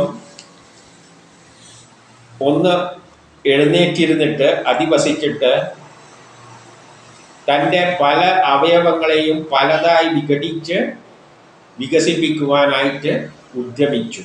ഇനി അതിനെ പൊട്ടി പലതായിട്ട് വിഘടിച്ചിട്ട് തെങ്ങിനെ തെങ്ങായിട്ടും മാവിനെ മാവായിട്ടും മനുഷ്യനുമായിട്ട് എല്ലാം കൂടിയ രൂപമല്ലേ. അതിനകത്തുനിന്ന് നമ്മളെ ജനിതഘടനയിൽ തല വേറെ ഉണ്ടാക്കണം, കൈ ഉണ്ടാക്കണം, കാലുണ്ടാക്കണം. ഇതേപോലെ അതിൽ നിന്നും ഉണർന്നെഴുന്നേറ്റ് പൊട്ടിട്ട് പ്രപഞ്ചമായിട്ട് മാറ്റണം. അതിൽ നിന്നും അപ്പം അതൊന്ന് ഉണർന്നു വരികയാണ്. ഇനി 54 പിന്നെ പണ്ട് വിവരിച്ച മാതിരിയുള്ളൊരു വിവരണം നൽകിയാണ് ആ വിരാട പുരുഷൻ എന്ത് ചെയ്തു, വായു പിളർന്നിട്ട്, ആദ്യം തന്നെ വായയാണ് പിളർന്നത്. വായ എന്ന് പറയാൻ കാരണം നമ്മളെ ഭക്ഷണം എടുത്താലല്ലേ ശരീരം വികസിപ്പിക്കാൻ പറ്റുള്ളൂ. ഒരു കൊച്ചിന് ആദ്യം വരേണ്ടത് വായ തന്നെയാണ്. എന്താണ് വായ കൊണ്ട് ഉദ്ദേശിക്കുന്നത്? ഈ വായ മാതിരിയുള്ളതല്ല, പുതിയ പുതിയ ഭക്ഷണത്തിലുള്ള രക്തത്തിലുള്ള വസ്തുക്കൾ എടുത്തിട്ട് അതിനെ പാകം ചെയ്തിട്ടാണ് ഓരോ അവയവമായിട്ട് വരേണ്ടത്. അപ്പോൾ അവിടെ വായ എന്ന സങ്കല്പത്തിൽ ഇതേപോലെ ഇവിടെയും വായ എന്ന ഒരു സങ്കല്പത്തിൽ അതിനാദ്യം വായ വളർന്നുണ്ടായി, ആ വായിൽ നിന്ന് വാക്കുണ്ടായി, ശബ്ദമുണ്ടായി, ഊർജമുണ്ടായി, വാഗ്നിയുടെ അഗ്നിദേവനായ അഗ്നി ഉണ്ടായി, ഊർജം. ഇനി ഊർജത്തിലൂടെയാണ് സൃഷ്ടിക്രമെല്ലാം. എന്ത് കർമ്മം നടത്തണമെങ്കിൽ ഊർജം വേണം. ഇപ്പോൾ ഊർജം ഉണ്ടായി. അപ്പോൾ ആദ്യം അതിനെ യോജിപ്പിച്ച് ഓരോ വസ്തുക്കളാക്കാൻ വേണ്ടിയുള്ള വായ എന്ന സമാനമായ ഒരു പ്രവൃത്തിയാണ് അവിടെ നടന്നത്. അതിൽ നിന്നും ഊർജങ്ങൾ പ്രവഹിക്കുന്നു. ആ ഊർജമാണ് അഗ്നിയായിട്ട് മാറിയത്.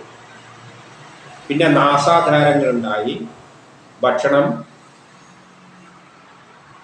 ദഹിപ്പിക്കണ്ടെങ്കിൽ വായുവിൻ്റെ ആവശ്യമുണ്ട്. അപ്പം നാസാദ്വാരം ഉണ്ടാകുന്നത്. അപ്പം പരിവർത്തനത്തിലൂടെയാണ് ഇത് സംഭവിക്കുന്നത്. നമ്മളെ പരിവർത്തന സിദ്ധാന്തം തന്നെ യുക്തിവാദികൾ പറയുന്ന പരിവർത്തന സിദ്ധാന്തം തന്നെ. വായു ഭക്ഷണം ദഹിപ്പിച്ചിട്ടാക്കണ്ടെങ്കിൽ വായു വേണം. അപ്പം നാസാദ്വാരം ഉണ്ടായി. ആ വിരാട പുരുഷന്റെ ഒരു അവയവമായിട്ട് ഉണ്ടായി വരികയാണ്. എൻ്റെ ഘ്രാണേന്ദ്രിയങ്ങൾ അവയിൽ പ്രവേശിച്ചു. അപ്പം ഘ്രാണേന്ദ്രിയത്തിൽ നിന്നും വായുദേവനുണ്ടായി. അപ്പം വായു ഉണ്ടാകുമല്ലോ. അപ്പോൾ വായു ഉണ്ടായി. പിന്നെ കണ്ണുണ്ടായി. ഭക്ഷണം കണ്ടുപിടിച്ചിട്ട് വേണമല്ലോ എടുക്കുക. അതുകൊണ്ട് കണ്ണുണ്ടായി. അതിലൂടെ നേത്രേന്ദ്രിയം ഉണ്ടായി. അതിൽ നിന്നും സൂര്യദേവനുണ്ടായി. സൂര്യനാണ് കണ്ണിൻ്റെ എല്ലാം ജ്യോതിഷപ്രകാരം കണ്ണിൻ്റെ കാരകത്വം സൂര്യനാണ്. അതുകൊണ്ട് സൂര്യനുണ്ടായി. പിന്നെ കാതുകളുണ്ടായി, ശബ്ദം എടുക്കാൻ വേണ്ടിയിട്ട്. അതിൻ്റെ ചെവികളും അതിൽ നിന്നും ഉത്ഭവിച്ചു. അതിലൂടെ ചെവി ദിക്കുകളിലൂടെ ഏത് ഭാഗത്തു നിന്നാണ് ശബ്ദം വരും, അപ്പം ദിക്കുകളുണ്ടായി. ദിക്കുകളുടെ ദേവതയുണ്ടായി എന്നാണ് ഇവിടെ പറയുന്നത്. എൻ്റെ 56 മുതൽ 57 വരെ. പിന്നെ ത്വക്ക് രൂപം ഉത്ഭവിച്ചു. ത്വക്ക് ചർമ്മമുണ്ടായി. അതിൽ നിന്ന് രോമങ്ങളുണ്ടായി. അതിൽ നിന്നും വൃക്ഷാദികളുണ്ടായി. പണ്ട് വിരാട പുരുഷന്റെ നമ്മളെ രോമത്തിലുള്ള രോമം മാതിരിയാണ് വിരാട പുരുഷന്റെ വൃക്ഷങ്ങൾ. അത് ത്വക്കിൽ നിന്നുണ്ടായതാണ്. വൃക്ഷങ്ങളുണ്ടായി. അപ്പം ആദ്യം വൃക്ഷങ്ങളാണ് ഉണ്ടായിരിക്കുന്നത്. അതിലൂടെ ജനനേന്ദ്രിയമുണ്ടായി. അതിൽ നിന്നാണ് തേജസ് ഉണ്ടായത്. തേജസ്സിൽ നിന്നും ജലമുണ്ടായി.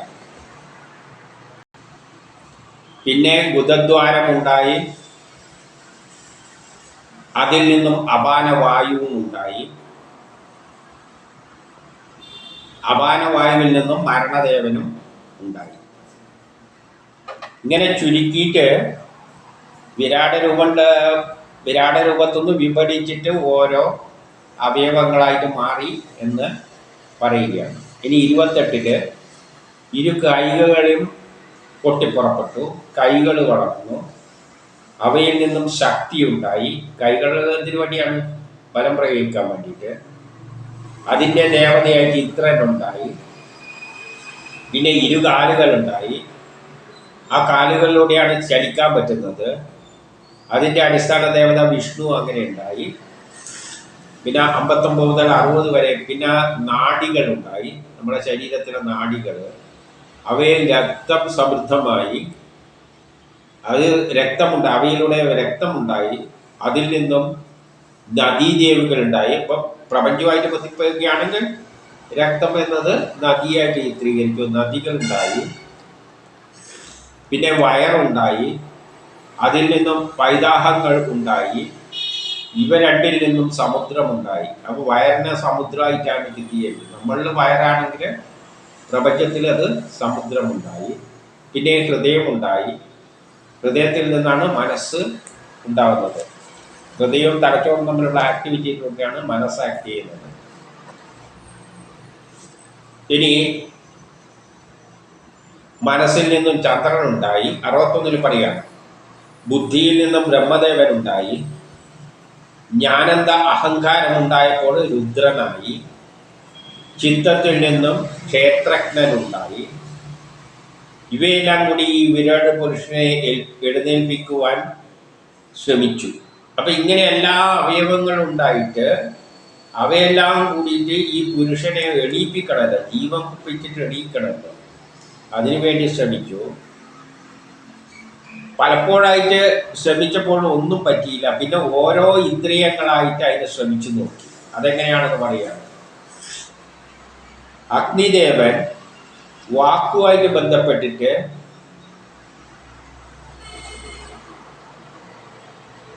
മുഖമെന്ന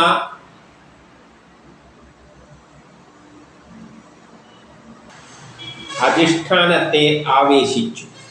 അപ്പൊ അഗ്നി വാക്കുമായിട്ട്, മുഖമുഖത്തു നിന്നാണ് വാക്ക് വന്നത്, വാക്കിൽ നിന്നാണ് അഗ്നി. അപ്പൊ ഇതെല്ലാം കൂടിയിട്ട് പ്രവർത്തനം ഏകോപിപ്പിച്ചു. അപ്പം വായുടെ പ്രവർത്തനം, വാക്കുകള്, അഗ്നി ഊർജമായിട്ട് ബന്ധപ്പെട്ടുകൊണ്ട് മുഖവുമായിട്ട് ബന്ധിപ്പിച്ചിട്ട് ഇതെന്ത് ചെയ്തു? ഇവരെല്ലാം കൂടിയിട്ട് ആദ്യം ഈ വിരാട് പുരുഷനെ ഒന്ന് എഴുന്നേൽപ്പിക്കാൻ നോക്കി, പറ്റിയില്ല. പിന്നെ വായുദേവത ഘ്രാണേന്ദ്രിയത്തോടു കൂടി നാസാദ്വാരത്തിൽ പ്രവേശിച്ചു. വായുദേവത വായു മൂക്കിലൂടെ കയറി. വായു നാസാദ്വാരത്തിലൂടെ ആ വിരാട് പുരുഷന്റെ ഉള്ളിൽ കയറിയിട്ട് എഴുന്നേൽപ്പിക്കാൻ ശ്രമിച്ചു. അതും ഫലിച്ചില്ല. അപ്പൊ വായയിലൂടെയുള്ള ഫംഗ്ഷൻ കൊണ്ട് നമ്മുടെ ശരീരം വർക്ക് ചെയ്യില്ല. ശ്വസിച്ചിരുന്നതിലൂടെ ശ്വാസോച്ഛ്വാസം, വായു മൂക്കിലൂടെ കയറിയിട്ട് അങ്ങ് ചെന്നുകൊണ്ടൊന്നും ശ്വസിച്ചുകൊണ്ടൊന്നും നമ്മുടെ ശരീരം വർക്ക് ചെയ്യില്ല. അല്ലെങ്കിൽ വിരാട് പുരുഷനെ എഴുന്നേൽക്കാൻ പറ്റില്ല. ശ്വാസം വെറുതെ ഇപ്പോൾ ഒരു മരിച്ചാളെ മൂക്കിലൂടെ ശ്വാസം കയറ്റിയത് കൊണ്ട് എഴുന്നേൽക്കാൻ പോകുന്നില്ല. പിന്നെ 64 പറയാണ്, ആദിത്യൻ സൂര്യൻ കണ്ണിലൂടെ കയറിയിട്ട് പ്രകാശത്തിലൂടെ ഉള്ളിലേക്ക് ചെന്നിട്ട് ഒന്ന് ജലിപ്പിക്കാൻ നോക്കി. അവ കാഴ്ച കാണാൻ നോക്കി, കാണാനുള്ള കഴിവുണ്ടായി. അതിലൂടെ കയറിയിട്ടും ഈ വിരാട് പുരുഷനെ എഴുന്നേൽപ്പിക്കാൻ നോക്കിയിട്ട് പറ്റിയില്ല. പിന്നെ ദിഗ്ദേവത എന്ന് പറഞ്ഞാൽ ചെവിയിലൂടെയാണ്. ചെവിയിലൂടെ കറങ്ങി കയറിയിട്ട് അത് ഫങ്ഷൻ ചെയ്യാൻ തുടങ്ങി. ചെവിയെല്ലാം ഫങ്ഷൻ ചെയ്യേണ്ട അവസ്ഥയിലായി. അതിലൂടെ കയറിയിട്ട് ആക്റ്റീവായി തീർന്നു. പക്ഷെ എന്നിട്ടും വിരാട പുരുഷനെ എഴുന്നേറ്റില്ല. പിന്നെ ഔഷധികളിൽ രോമത്തിൽ കൂടി, ചെടികളാണല്ലോ പറഞ്ഞിരിക്കുന്നത് രോമം. അപ്പം ഔഷധികൾ, ചെടികളിൽ നിന്നുള്ള സാധനങ്ങൾ രോമത്തിലൂടെ കയറിയിട്ട് ത്വക്കിന്ദ്രിയത്തെ സ്വാധീനിച്ചു. ത്വക്കിന്ദ്രിയത്തെ ആക്റ്റീവാക്കി. പക്ഷെ എന്നിട്ടും ഈ പുരുഷനെ എഴുന്നേറ്റില്ല. പിന്നെ ജലദേവത എന്ത് ചെയ്തു? നാക്കിലൂടെ പ്രവേശിച്ചു. എന്നിട്ടും വിരാട്, ജലം എന്ന് പറഞ്ഞാൽ രുചി നോക്കുന്നത്, അത് നാക്കിലൂടെ വെള്ളം, ഇപ്പം വെള്ളം കുടിച്ചു കഴിഞ്ഞാൽ ഒരാൾ മരിച്ചു കിടക്കുന്ന ഒരാളെ വായിലൂടെ വെള്ളം ഒഴിച്ചു കൊടുത്തു കഴിഞ്ഞാൽ അയാൾ എഴുതിപ്പോയില്ല. അപ്പം ജലദേവത നാക്കിലൂടെ സ്വാധീനിച്ചിട്ടും ആ വിരാട് പുരുഷനെ എഴുന്നേറ്റില്ല.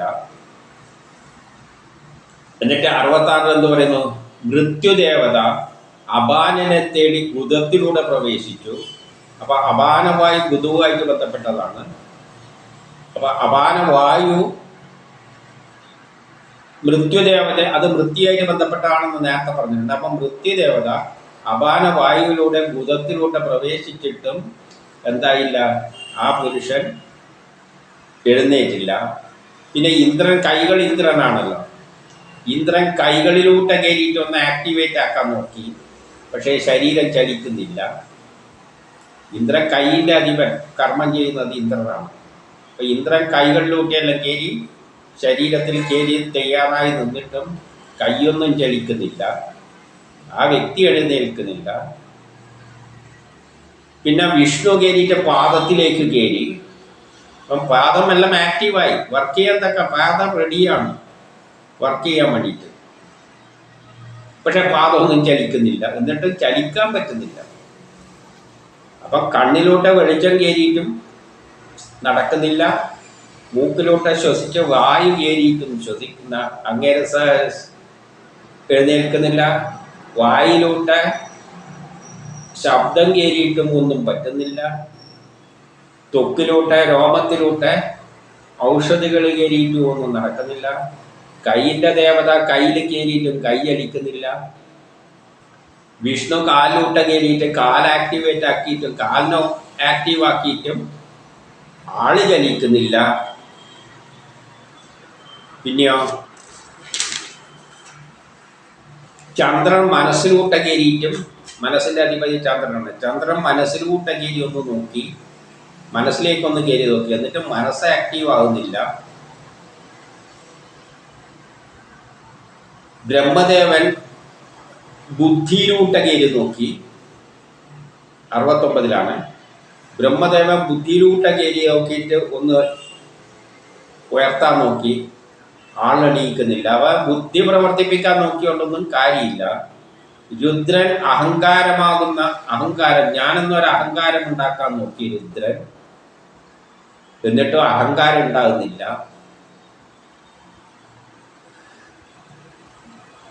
പിന്നെ 70 പറയാണ്, അവസാനം ക്ഷേത്രജ്ഞൻ ചിത്തത്തോടുകൂടി ഹൃദയത്തിൽ പ്രവേശിച്ചു. ക്ഷേത്രജ്ഞൻ ഈ ശരീരത്തെ എല്ലാം നിയന്ത്രിക്കുന്ന ഒരു ഒരു ജീവാത്മാവ് അല്ലെങ്കിൽ പരമാത്മാവ് എന്ന് പറയുന്ന ഒരു സംഗതി ഹൃദയത്തിലുണ്ട്. ആ ക്ഷേത്രജ്ഞൻ ചിത്തത്തോടുകൂടി ഹൃദയത്തിലേക്ക് പ്രവേശിച്ചു. അപ്പോൾ മാത്രം വിരാട് പുരുഷൻ എഴുന്നേറ്റു. അപ്പോൾ ഒരു മനുഷ്യൻ ആക്റ്റീവ് ആണെങ്കിൽ അവൻ്റെ ഹൃദയത്തിലുള്ള ജീവാത്മാവ് അല്ലെങ്കിൽ ആ plan, there is a plan, ആ പ്ലാനാണ് ശരീരത്തെ ആക്ടിവേറ്റ് ചെയ്യുന്നത്. നമ്മളൊരു കമ്പ്യൂട്ടറിൽ അതിൻ്റെ സോഫ്റ്റ്വെയർ ആണ് കമ്പ്യൂട്ടറിനെ ആക്ട് ചെയ്യുന്നത്. അതുമാതിരി അതൊരു പ്രോഗ്രാമാണ്.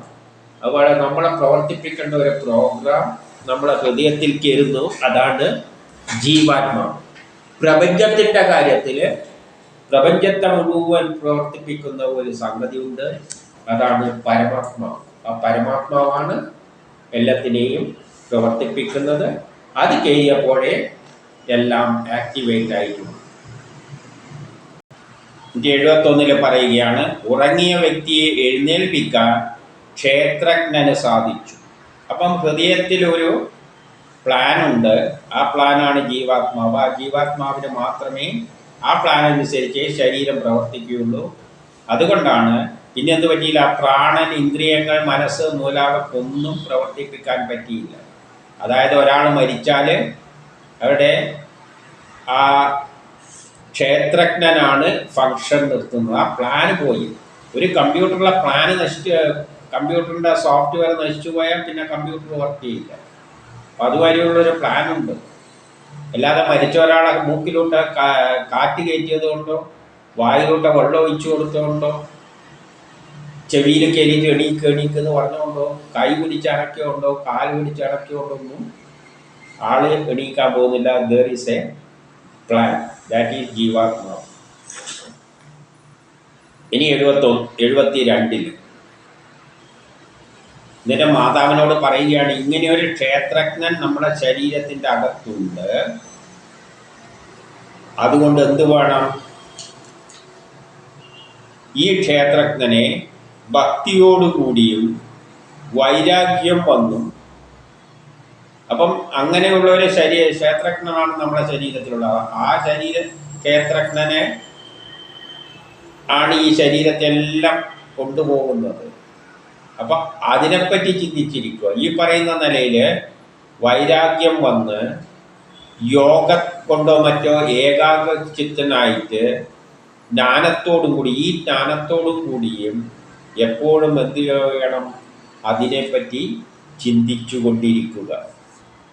അപ്പോൾ ബ്രഹ്മസാക്ഷാത്കാരം. ഇങ്ങനെയുള്ള ക്ഷേത്രജ്ഞനെ നമ്മളെപ്പോഴും വൈരാഗ്യം വന്നിട്ട് ഈ ഭൗതിക ലോകത്തിലുള്ള ഈ ശരീരത്തെ എല്ലാം ആക്ടിവേറ്റ്, അതാണ് ഏറ്റവും വലിയ. ഈ ശരീരത്തിൽ ഇതൊന്നുമല്ല, കണ്ണും മൂക്കും നാവും ഒന്നും വിചാരിച്ച ഈ ശരീരത്തെ ഒന്നും അനക്കാൻ പറ്റില്ല.